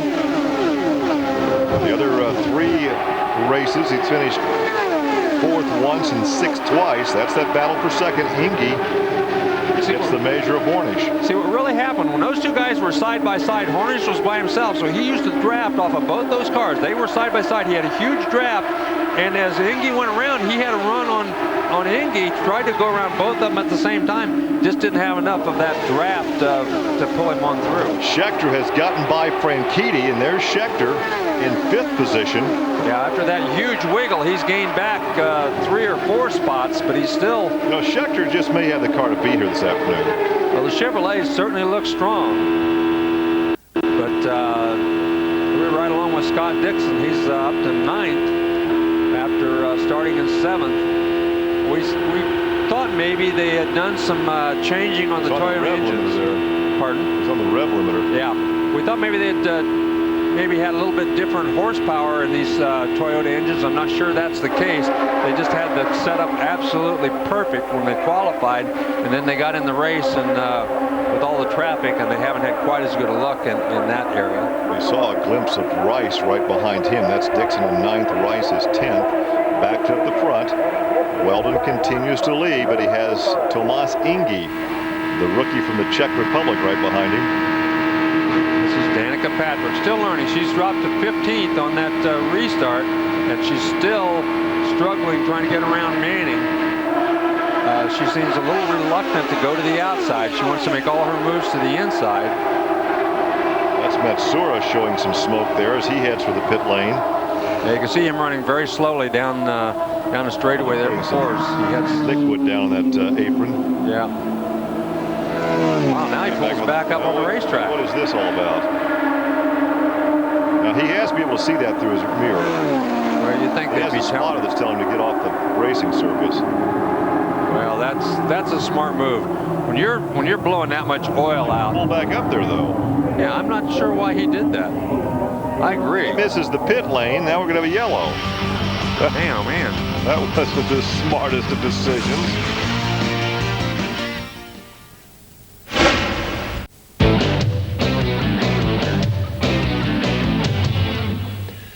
It's our third yellow of the afternoon from Kansas, and a bit of a mistake by Matsura there on car 55 as he didn't seem to be able to make his mind up whereabouts he was on the racetrack. And the race director has now decided that the track will be inspected just to see if there's any oil that has gone out on the track. That's given these guys a bit of an opportunity to pop in under a yellow for a quick splash and dash. Let's take a look at how we got to that yellow, shall we? And this was the 55 car and that's him driving back up onto the track with smoke coming from the rear of the car. It incensed our studio crew here of Paul Cherry and Nick Manassian because they couldn't quite work out either. And maybe the commentators got it right, Nick. Maybe he didn't know that he was on the back straight. Maybe he thought he was coming down for pit lane. I have no idea. Any guesses? No. No. I think he's just very, I don't understand either. I think he must be dizzy, maybe. Well, Brian Barnard, as you heard, he is the race director, and he did decide to immediately call a yellow flag situation. Paul, that's a good call, just in case there's a little bit of oil been dropped up there. Yeah, without a doubt. I mean, as they rightly said, at 200 miles an hour, you don't want to be rushing around over the best 20-50 on the track. But it was clearly obvious to us that there was a problem with that engine. It definitely sounded a V7 to me. And, well, you spotted laps ago that it was giving out a little bit of smoke, I think. The trouble now is the strategy is going to change for all these teams because you're still going to have to do a splash and dash to go. Big mistake Sam here. Hornish has just killed it in the pits. And they rolled him back for a quick restart, so that will have cost him quite a lot of places. Sam Hornish then making a bit of a mess there of that. Penske will not be happy. No, he lost a clear three places there. So okay, so we're out of sequence. Basically, they were doing 50 laps of this place to a tank full. We've now got what 80 laps left to go. So there's going to be a splash and dash for the honours here. 62 laps, in fact, left to go. So that is a splash and dash at the end of it all. Yeah, it'd be nice. This has been a pretty trouble-free event. It would be nice to think we could go to the end of the race on green because that'll make it very interesting around lap 185. Nicolau, you've joined us for what is a great IndyCar race today. Fantastic race. It's been such a close racing. And this happened, and John Ward, we saw smoke from the back of the car and we heard some people yelling engine. Did Kosuke not believe it was the engine? We saw him bypass pit entrance. Well, truthfully, we don't really know whether it's the engine or not. We know we have smoke out the back, Jerry, but we're not sure if it's the engine. And I know that we had a problem with power. He felt the power go down or drive go down, whatever was causing that. Then I believe he felt on the radio he thought he got drive or power again, and then it went away. So we really don't know exactly what it is, if it's the engine or transmission or some other problem. We just know the car won't go right now. A good run cut short for Kosuke here in the Panasonic pits. Let's check in down at Vince, who's in the Weldon pit. Not necessarily in contention for the championship as of yet. Maybe Vince isn't in the Weldon pit. Maybe he isn't. We'll have green hopefully the next time by, as Weldon will be your leader on the restart with Indy second, Sharp third. Barron is now fourth. Now some of these guys did not stop. None of those guys stopped. See, Weldon did not stop. Did not stop. Indy, Sharp. Barron didn't. Barron didn't. Kanaan is the first on the racetrack to stop, and Schechter. Hornish back in. Well, let's see what this is all. They're going to refuel. Well, he's at the back of this restart order anyway, so you know what he's thinking. Gallon or two. He's thinking that maybe if there's another yellow, he might be able to stretch it and get back up front and not make another pit stop. So he's already in the back. He doesn't have a lot to lose, except, boy, he lost a lot of track position because they were picking up the RPMs. He's going to be a half lap off the pace. And look at this. Wide. They're down below the white line. Way down below the white line. He'll be getting the call for, oh, look, it's 4 wide. Franchitti almost got the fence. Wow, I don't know. There could be a penalty, but you may be getting a call from Brian Barnhart. Schechter was forced down there. Schechter was forced down to the inside as there was just such a big backlog. Guy's got a big run. Oh, look at this. Because he just went right on by Indy. So Weldon, now keep in mind, did not pit. Let's take a look at this restart. He had a big run on these guys, and he got down to the inside, and then Kanaan caused that because Kanaan came clear from the outside, clear to the bottom of the racetrack. Kanaan had a big run too. I mean, that was not Schechter's fault. He was forced down below that white line as Kanaan had been clear up on the outside and came clear down to the inside, forcing Schechter under that white line. Keep in mind, Weldon has not stopped. Kanaan has. He's a second. Schechter is now third. He has stopped. Indy has not stopped. He's still out on the racetrack. Franchitti on the outside of him right now, giving him a run. That's Franchitti in the blue and white number 27. Indy on the inside. And that's the battle. Franchitti having a nice Fourth run. Position. There's a look at Sharp, and right behind Sharp is Mira. Mira goes up to the high side trying to make a little ground as the first 7 cars have again pulled away a little bit from everybody else. Well, if we don't have a yellow and Weldon has to make this pit stop under green, kiss off his chances of winning this thing. Well, it's a gamble. I mean, there were several guys that took the gamble, so we'll see what happens. If it goes green, everybody's going to have to make one more pit stop at least. So we'll see. He's way out of sequence. Yeah, he's way out of sequence now. So we'll see. He can probably make it with one more pit stop, though. Either way, they can make it with one more pit stop, I think. So, but. Well, his only choice, though, is if it's an early yellow coming up in the next 10 laps or so, or 15 maybe. No, he can still make it. If he stops here with one more pit stop, he can still make it to the end. So it was just a matter of track position, obviously, for those guys. They decided to stay out. Danica Patrick running back in 16th spot, still struggling, trying to figure out a way to pass the cars in front of her. Seems to be faster, but catching them and passing, 2 different things. Now we're approaching the 3/4 mark of this race. 147 of 200 laps with 1 pit stop remaining. Schechter pulled to the outside there and almost gave Franchitti an opportunity to go around him as Dan Weldon is actually pulling away a little bit. Remember, though, he's got less fuel, so he's lighter race car, faster race car. Now the difference is the Weldon is going to have to take on a full tank of fuel.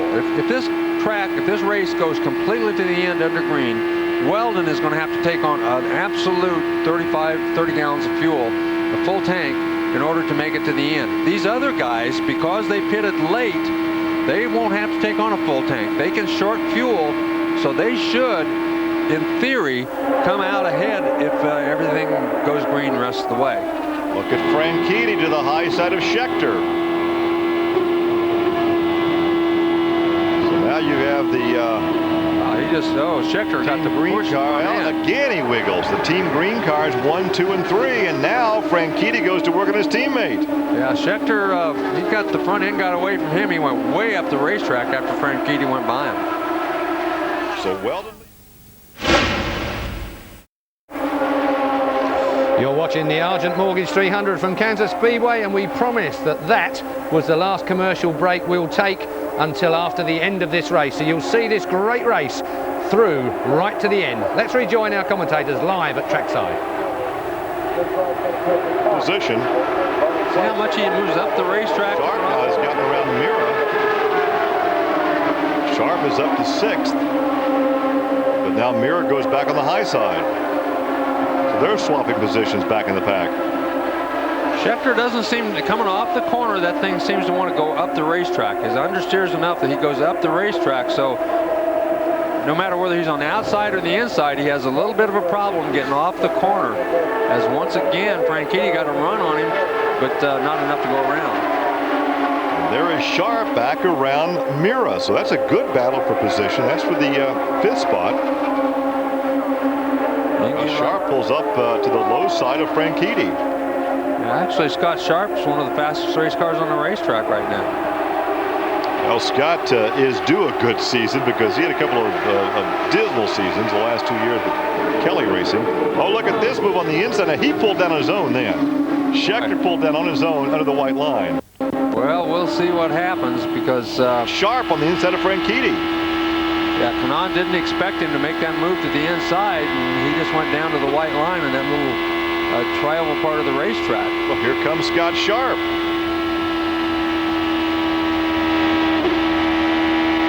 Well, we have a new name that we haven't mentioned often this afternoon. And look at Franchitti. Look how high he was. And here comes Kanaan. Look, once they get that big run on the outside, look how quickly they just seem to blow by. He just blew by Schechter right there. There's Indy. And there's that blue and yellow car there. Once again is Schechter. Boy, I tell you what, he's got his hands full. He's riding a bronking bull here this afternoon. Yeah, he's got his hands full. For whatever reason, that thing really coming off the corners, it just wants to take off and go up the racetrack. You take a look at him right here. See right there how far up. He can't keep it to the bottom. He just can't keep that thing to the bottom of the racetrack. So it's Kanaan, Schechter in the middle in the platinum car, and then the blue and white red of Franchitti. Here comes Tomas Indy. Indy back up to 6th position. Mira now is 7th. And what's happening is these guys get up there, they get to racing each other, and somebody has to just get out of the throttle a little bit. As soon as they get out of that throttle for whatever reason, just a blip, then they lose 1, 2, maybe even 3 spots. Here's a look at as he drives under. This was a couple of laps ago. He put himself in that position. He didn't get driven down there. Yeah, he was.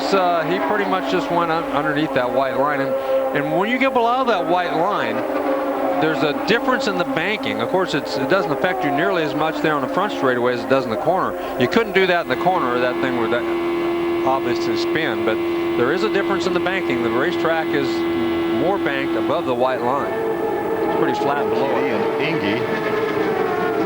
Right behind Indy is Sharp, then Mira and Manning. Patrick has made her way back to 9th position. After being back about 15th or 16th, so she's that's good. She's learned how to pass cars. She's passing people.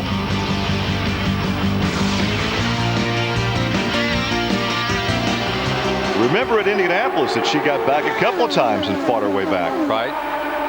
And but this is the best job I've seen her do on these mile-and-a-half tracks, getting around cars. She's been a little tentative, not been very aggressive back there once she got behind. But and obviously, maybe that change that they made. And she was the fastest. That last lap, she had the fastest lap. Well, she keeps that up, she'll be passing some more cars. And here comes Schechter. He goes back around Kanaan. And Franchitti trying to follow him through. Schechter likes that high line, kind of like Sam Hornish. He likes that high line. Hornish still back in 18th. Whatever happened on that pit stop and causing him to fall to the back, he has not gained a lot of spots. Not a real good day for the Penske team because Castro-Neves is back there in 13th. Yeah. Oh, look at this. Kanaan tried to go to the inside. He tried to do to Schechter what Schechter did to him earlier by getting down to the inside, forcing him high. Could not do it. Only 1 second now separating the first 8 drivers on lap 166. And you can see this whole first group of cars just battling each other inside, outside. 2, 4, 6, 8, 10, 12 cars right there together. There's Schechter in 2nd position looking up at Weldon. Weldon enjoying a 3/10 of a second lead. That's what it looks like when you're 3/10 of a second behind the leader down the backstretch. Schechter is 2nd, Kanaan 3rd, Franchitti 4th, then Ingy.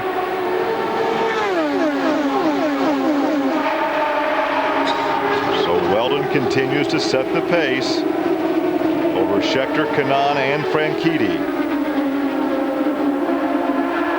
Live coverage from Kansas. Once again, just about a second separating the first 7 drivers. Weldon, Schechter, Kanaan, Franchitti, then Sharp, and Ingy. And of course, again, he's being told, Weldon's just being told by people that he doesn't need to worry about conserving fuel. He's got to make another pit stop, so he might as well just keep on going. See, and he's not going to have to take a full fuel load on either, quite honestly, because you know, we have seen pit strategy work for him before this season. Everybody's going to have to stop again. There's nobody that's going to make it to the end without another pit stop. He's going to have to take on more fuel than everybody else, though. And look at Scott Sharp now as he goes to the inside of Kanaan, moves into third position. Kanaan drops to 4th. Franchitti is 5th. Then Indy is 6th. But here comes Kanaan back around Sharp. Just gets a little run on that outside, a little bit of momentum. Sharp was second at oh, look at this. Kanaan looked like he was starting to pull down on Scott Sharp. Didn't have the room. Franchitti had tried to go on the outside of both of them and decided that wasn't a good idea.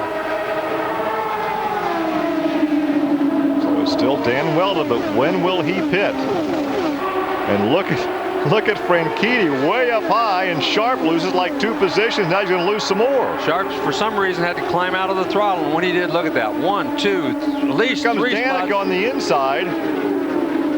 Wow. Oh, Sharp went way wide again, and here comes, you're right, Danica. All of a sudden, Scott Sharp has lost about 6 positions just like that. Everybody... well, you talk just a blip of the throttle. Just a blip of the throttle. And once you start getting past, you have to blip it more because guys are moving on the inside and outside of you, and you're moving, buffeting all over the racetrack. So it makes it much harder. Well, Scott's gone 59 laps. It's a pit stop, as has Weldon. And he goes to the outside. Patrick for 8th position. Trying to get around Danica Patrick, so we ride along with Danica Patrick. This is the kind of experience that she needs, though. She needs to run with these guys, side by side. Well, keep in mind that she's in 8th position right now. That's where Sarah Fisher finished 3 years ago at Kentucky when she won the pole position in qualifying, finished 8th in the race. There's Eddie Carpenter in the Vision Racing. That's Barron, Carpenter, and 11th. Yeah, Barron, Carpenter, and Carpentier all running right together as here comes Weldon. Here comes your leader. And he's only got to take off enough fuel for 25 laps. So he's gonna get 4 tires and enough fuel for 25 laps. So he's going to have to take on more fuel. Remember, these other guys are going to be able to go.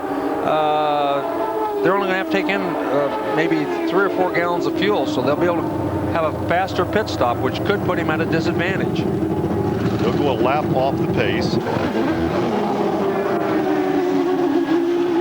Schechter leads this thing again this afternoon. There's that battle for second. On the inside is Kanaan, outside is Franchitti. Ingy's going to have to pit shortly too, because he did not pit earlier. Scott Sharp, I think, also is going to have to pit. Oh, Sharp. Sharp's already pitted. Sharp just pitted. Sharp just pitted. So these guys running up in front will make one more pit stop. So Weldon may have put himself in a position to win this thing if they make a pit stop under green. It's all going to depend on how. There goes Indy. I bet that's Indy. Can't see exactly, but I bet that's Indy going in, heading for the pits because he had to. He did not pit under that last yellow. Thomas has led several times this afternoon. 52 of 176 laps so far. But when will these guys duck in? There comes Indy. Well, we're seeing pit strategy all across the board this afternoon. Well, and that's what wins you races and or sometimes loses you races, just depending on exactly how it goes. You see, they took on 4 tires, but they were finished fueling long before the tires were changed. They didn't take on a full fuel load. What they will, all these guys that are left out there, when they come in, they will have a timed pit stop. They'll pit maybe 3 seconds worth of fuel. I'm guessing about 3 seconds worth of fuel, and they'll go back out because when they pit, they won't change tires. Pardon? They won't change tires. No, I don't think they will because it takes too long. If they don't change tires, they only have to pit for about 3 seconds, take on enough fuel to run 15 laps, and go back out. If they change tires, Mira, look at Mira there. If they change tires, it's 6 seconds. Patrick is now up to 6th. Well, tip your hat to the lady. She's doing exactly, I mean, we can't say this enough. Just because she won the pole, don't expect her to go out and lead every lap. She had to go to school and learn how to run this racetrack. Not only is she up to 6th, but she's racing with people. And that's Castro Nevis. That's not attrition that's put her up to 6th. Exactly.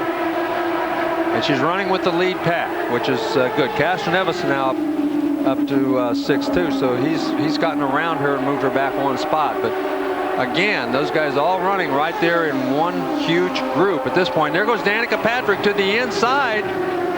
That's the most aggressive move we've seen her make. She got around both of them. Out of the way. She got around both of them all at the same time, moves up to 5th. And the fans are going wild here at Kansas. Oh my. A very aggressive move by Danica Patrick. And now she pulls up on the rear of her teammate. It's Vito Mira running in 4th. She was 2nd quick that last lap. Well, she got I think she's built her confidence a bit. She's got a big run, so a lot's going to depend on this last pit stop that these guys are going to make. I don't think.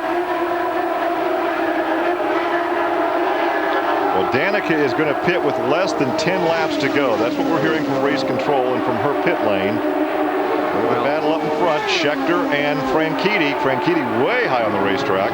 This last pit stop is going to win or lose the race for whoever has the best pit stop. They're going to be timed pit stops, and there you can see Weldon. He's a lap. I'm sorry, that's Sam Hornish back there, who's still having. Well, Weldon's also a lap off the pace. Yeah, Weldon's a lap off the pace. They've made pit stops in the last 4 or 5 circuits. You know what, though? Hornish may end up winning this race because I think he can go the rest of the way. He's probably got it on full lean. The reason he's not passing anybody because he's going to try to make it to the end without pitting. Well, everybody else has to come in and pit. This is the battle up in front, side by side, with some 15.5 laps to go. When will they make the stop? When will they stop for that splash of fuel? Well, Hornish and Penske may have outsmarted everybody else. We said a while ago he was back there and wasn't able to pass anybody.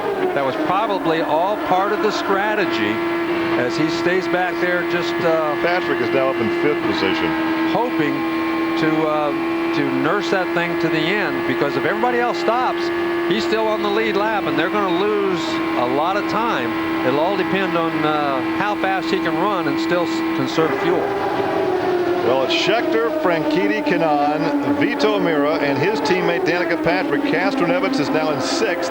7th is Manning. And here comes Patrick to the inside as Mira went to the outside. Well, she's racy. Well, she's right. She was 18th position on lap 111.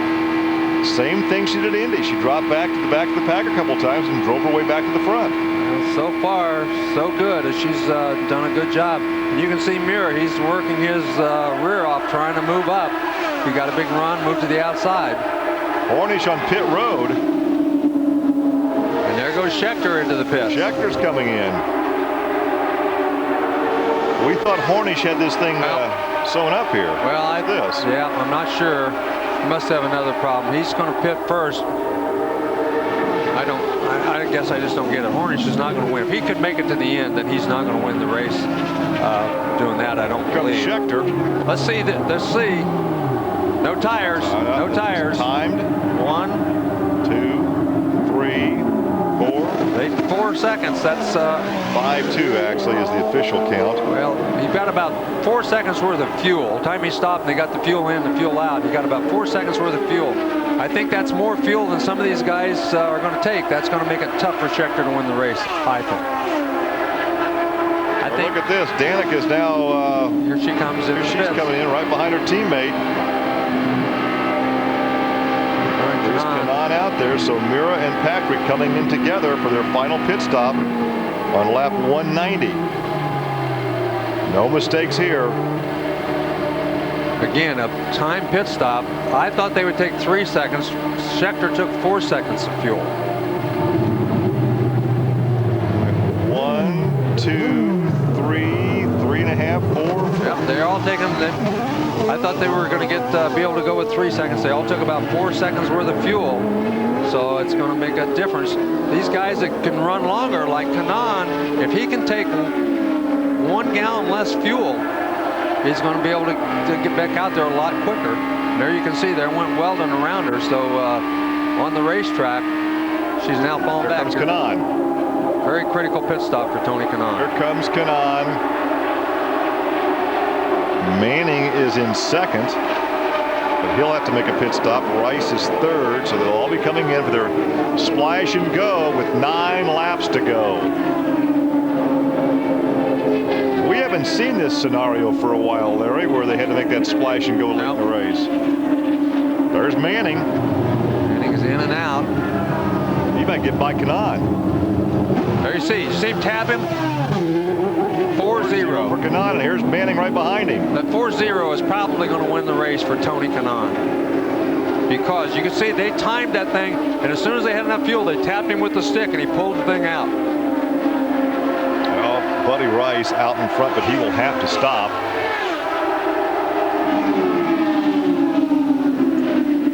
Yeah, he's going to have to go back in.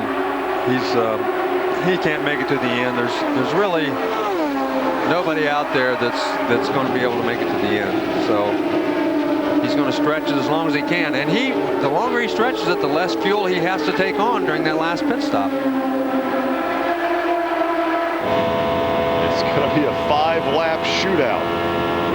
Yeah, Scheckter, that 5-second pit stop of Schechter's really put him behind the 8 ball. He's back in 5th now. He's actually in 7th, but when everybody makes their pit stops, he'll be up to 5th.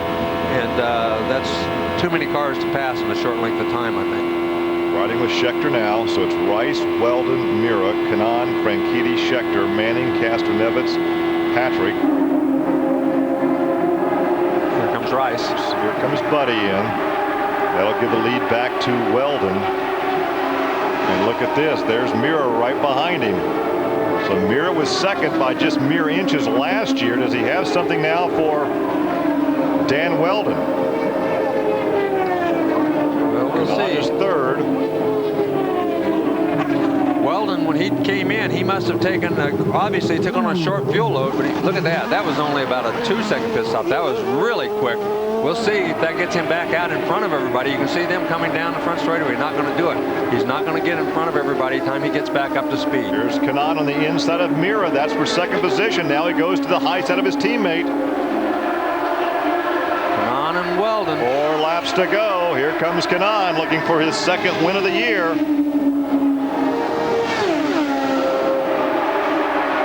Well, he had a big run, looked like he was almost clear around him, and then all of a sudden here came Weldon back down on the inside, and he maintains the lead.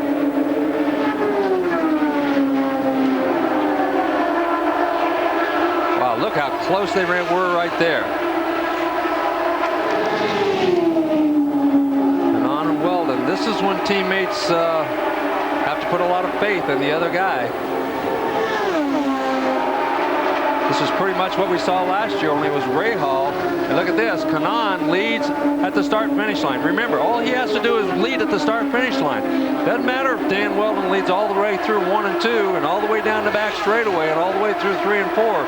If he doesn't lead at the start-finish line, that's where the winner is determined. And right now, that's exactly what Tony Kanaan's doing. He's trying to figure out exactly if he can lead at the start-finish line. Let me say, I misspoke. I said he's going for his second win. He's going for his first win of the season. And there is the white flag. 1 lap to go. Who's it going to be? And Kanaan again led at the start-finish line. That's all he wants to do. Weldon's trying to figure out how to keep him from getting there first. Well, a picture's worth 1,000 words, so let's just watch the picture and see who wins this thing. Weldon tries to squeeze him up. Kanaan's going to take it. Here comes Mira, and whoa! Did Mira get second? Mira just drove down below the line. Kanaan wins this thing, but did Weldon got second? Mira finished third. That may have been the closest 1, 2, 3. I know, if not, it's probably the second closest 1, 2, 3 finish. Well, so Kanaan picks up the first victory of the season. Another for Andretti Green.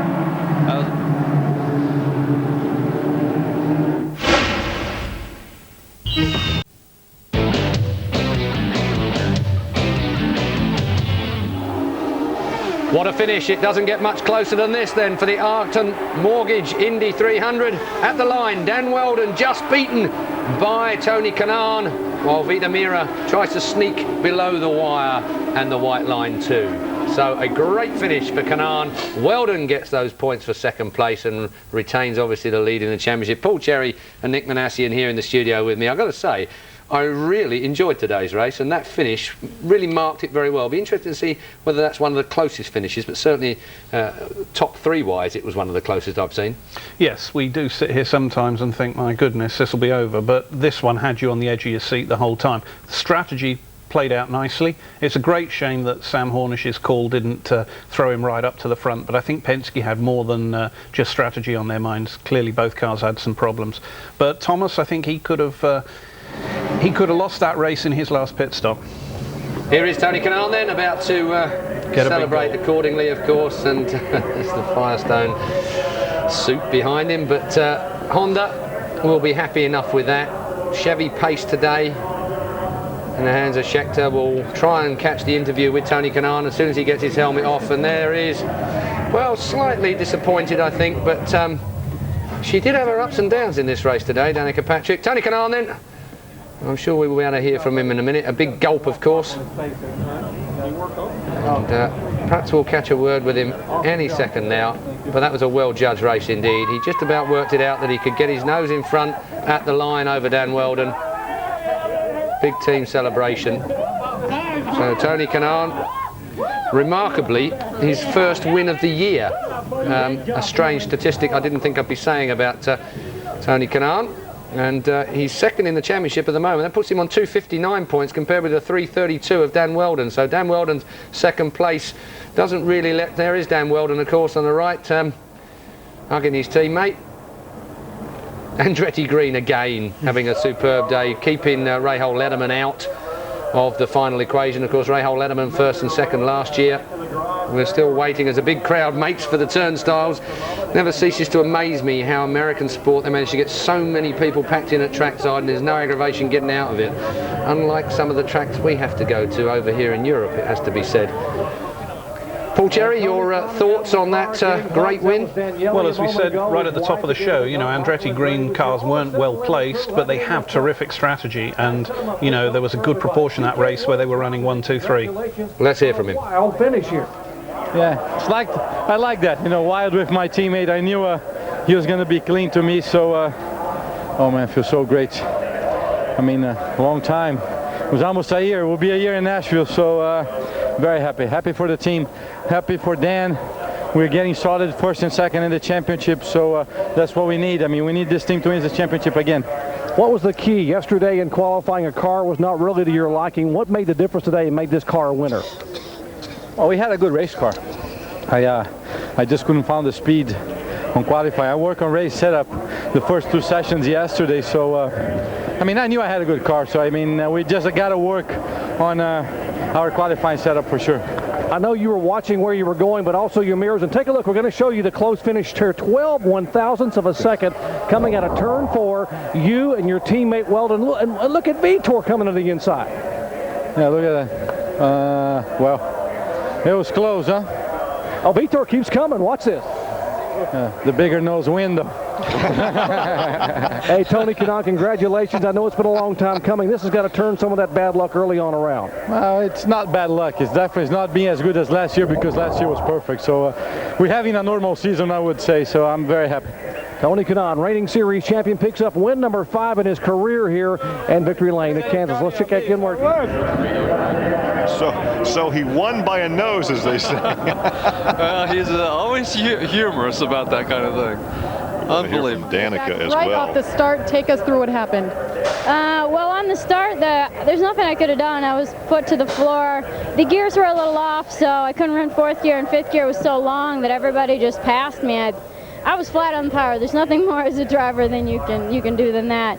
And then after that, it was just a matter of the wind picked up from like 6 to 12 miles an hour today across. So everybody was getting understeer in 3 and 4. So I thought my car was better off than a lot of cars. And, you know, so we were kind of chipping our way through. And, you know, we had a little glitch early on. The engine was starting to cut out at the very beginning. So We had to turn the traction control off, so that made the pit exits a little bit slower. But, you know, we lost a lot of time in the pits and, you know, dropped back far. So, you know, it's frustrating when that happens. But, you know, nevertheless, it's a team effort. And, you know, overall, it's okay. We, you know, I think we were down in 15th at one point today. So, you know, it would have been nice to finish up front where I think the car was fast enough to finish. But, you know, all I can say is I fought so hard today, and I raced side by side virtually for 200 laps, so did what I could.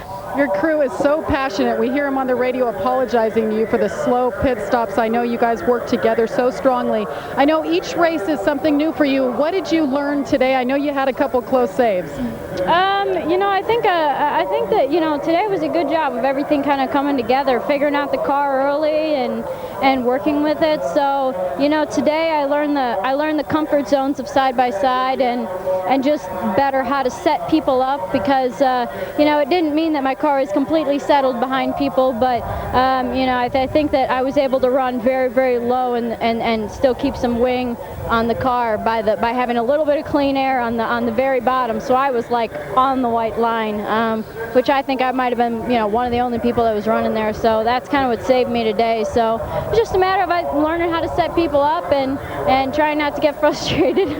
Well, look how beautiful this girl still is after 300 miles. Danica Patrick, another top 10 finish, finishing 9th. Vince? Third straight top 5 finish for this man, Thomas Schechter. He led 63 laps here today. Now, Thomas, I was in the drivers' meeting today when Brian Barnhart said absolutely no racing below the white line. I saw you and Vitor Miro both in there in that drivers' meeting, but both of you were below the white line today. Tell us about your situation with the line. Well, I think if you were listening as well, he said don't push people down below the white line as well. And I think, you know, a lot of people are driving the mirrors and, you know, as soon as they saw I got a run, they would come down and try push me. And I wasn't going to lift. And, you know, if I had to use a little bit under the white line, then so be it. But, you know, I think if they left the gap open, I could have got through. But, you know, great job, Pennzoil, Chevrolet. I have to thank the team. I think we've got maybe some video of that white line run. And also you had a moment out there earlier in the race where you almost lost it. Yeah, I seem to be, you know, having a lot of...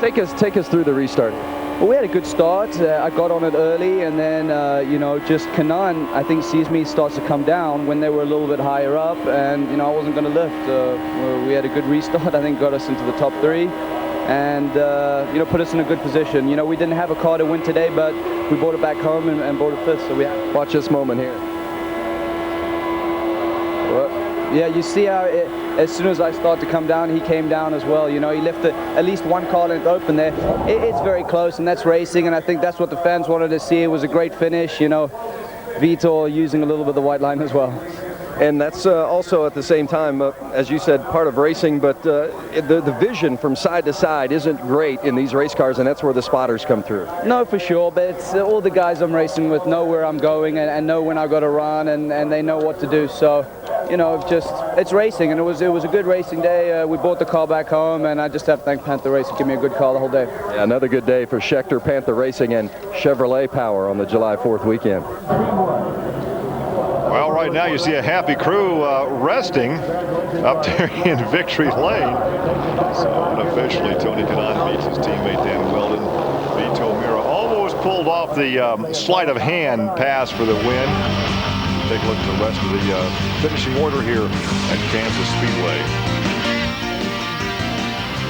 So that's what it looks like then. The Kansas Indy 300, otherwise known as the Argent Mortgage 300, 200 laps.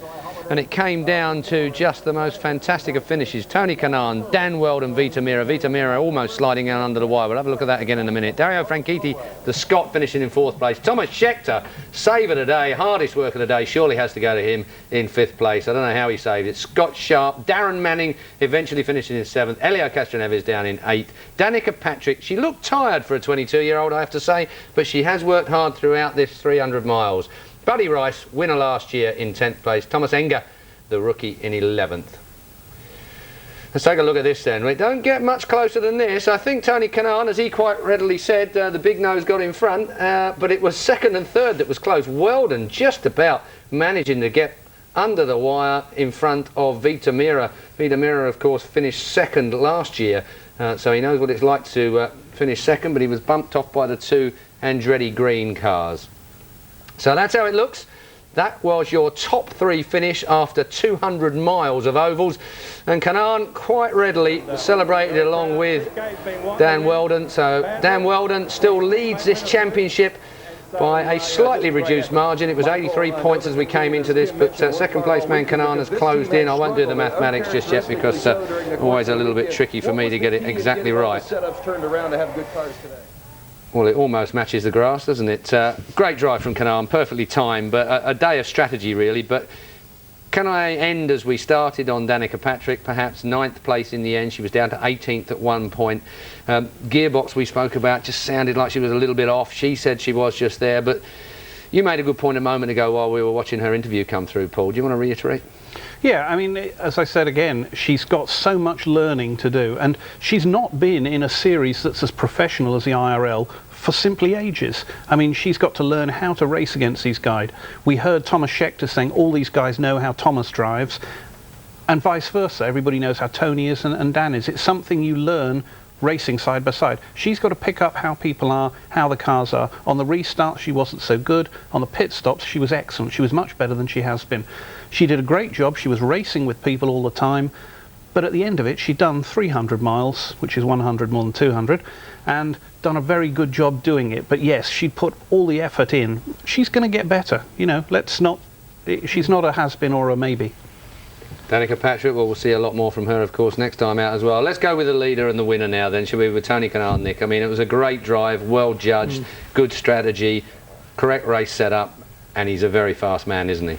He's very fast. I mean, he's always at the front.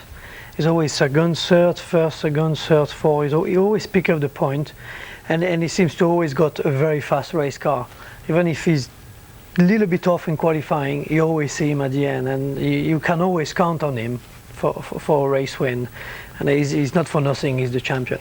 Good relationship, it would appear, among the Andretti Green guys, certainly between Dan and Tony Canaan. I mean, it looks like they really enjoy each other's company on and off track. Slightly unusual. You have to trust. You have to trust who you're racing with. When at this sort of speed, and you can see sometimes you even got the feeling that the wheels are going to touch. So if you don't trust somebody when you are wheel by wheel, and you don't trust your spotter as well, which you put your life on his hands, is really important. Well, you know exactly what's going on. You're racing in Monza, I think, next weekend, aren't you? That's right. Going to Monza for the second round of the LMES. So after Le Mans, where we finished 14 with a Croatian Autosportive team, I think we got a good run on there. It's still a difficult track for us because with the restriction we got with the car, we're still missing a little bit of straight line speed. But in all, I think it's a track where we should be in position to fight for the win. Well, we wish you all the best with that, of course. I have to say that you joined us for an excellent race meeting here at the Argent Indy, and certainly, Paul, I think that sets the scene for the second half of the season very quickly. Yes, I mean, without a doubt, this championship is so close now, and there's so many players in it, so we're getting good racing. Indeed.